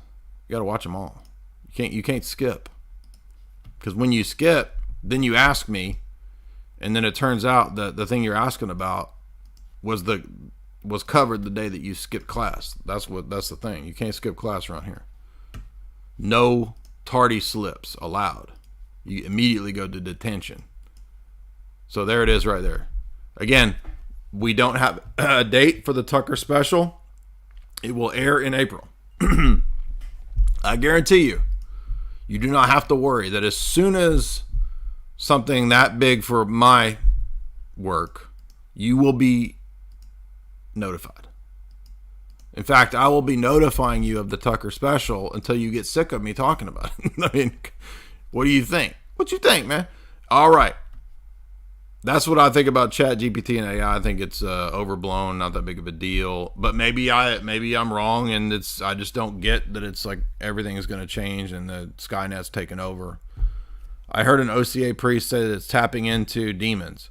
Could be. I don't have any set opinion on that. I just think it's technology. It's just algorithms. So I wouldn't think it's inherently evil. Where's the part 2 of your Cameron McGregor interview? Oh, did I not put that on the website? Okay. I apologize if I forgot. Yeah. There was so many part 2s to put on the website that I did. I probably put that on Rockfin and forgot to put it on the website. So I will add the Cameron McGregor part 2 to the website. Forgive me for that. Thank you for reminding me. There's so much content now that it's hard to keep up with everything. And the live events. I mean, it's like a whole other layer of stuff doing live events. But yeah, if you guys didn't watch the Cameron McGregor, that's Colonel McGregor's son. We did a great interview about masculinity, neo-masculinity. That's under videos. So remember that on YouTube, things are ordered differently now. Live videos are their own tab, and videos are their own tab. So if you go over to videos, you'll see the Cameron McGregor interview right there. Online dating, neo-masculinity, economic collapse, and Bitcoin. And then also this one didn't get any traction. I'm sure the algorithm was not happy with this. But the 5th generational warfare interview that we did is also good. Yes, a Tucker special. I am a huge half of the Tucker special. No, there isn't, Jay. What? No, there isn't what?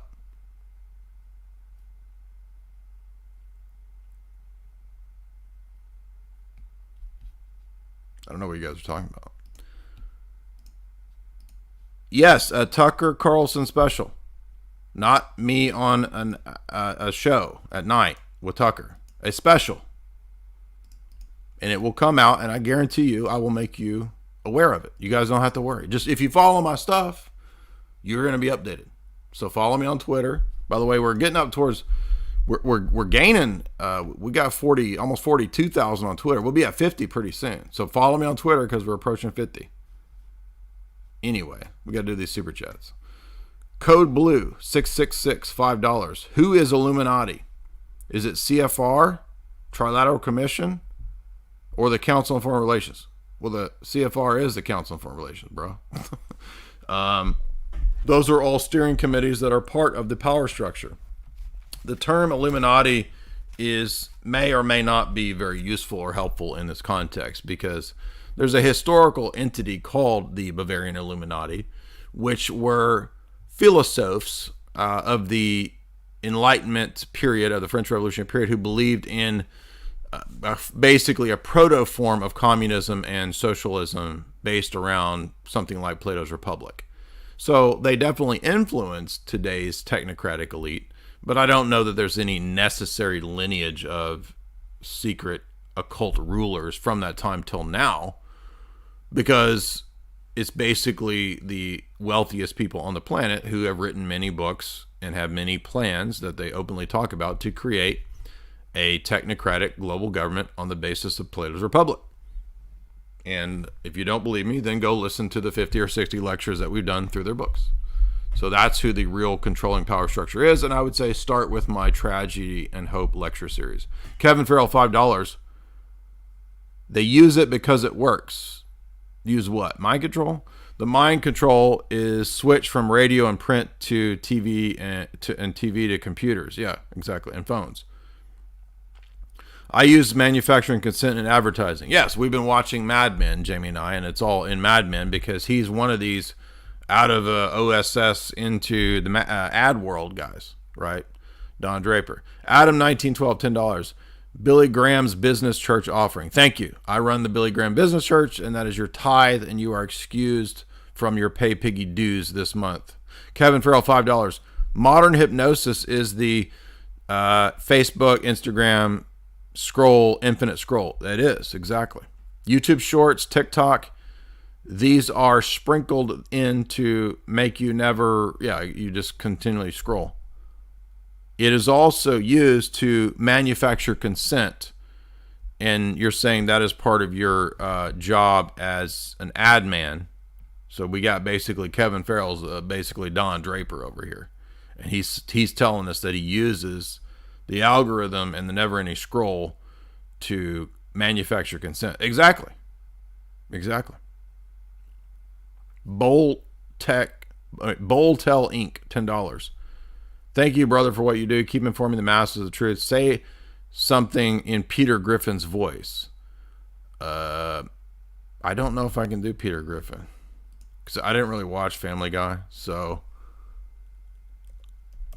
could I do a Peter Griffin? I know he's got like a Yankee voice, doesn't he? Let's see if I could do a Peter Griffin. I don't know off the top of my head. I know he's got this Yankee voice. Let's see. See how it. No, if I play this, it's going to ding the algorithm, won't it? Sorry, I can't. I'll have to listen to it otherwise, or it's going to ding the algorithm. Rosgo, $15. Do you know Alison McDowell's work? I don't. Who or what is Alison McDowell? What kind of work is that? Alison McDowell.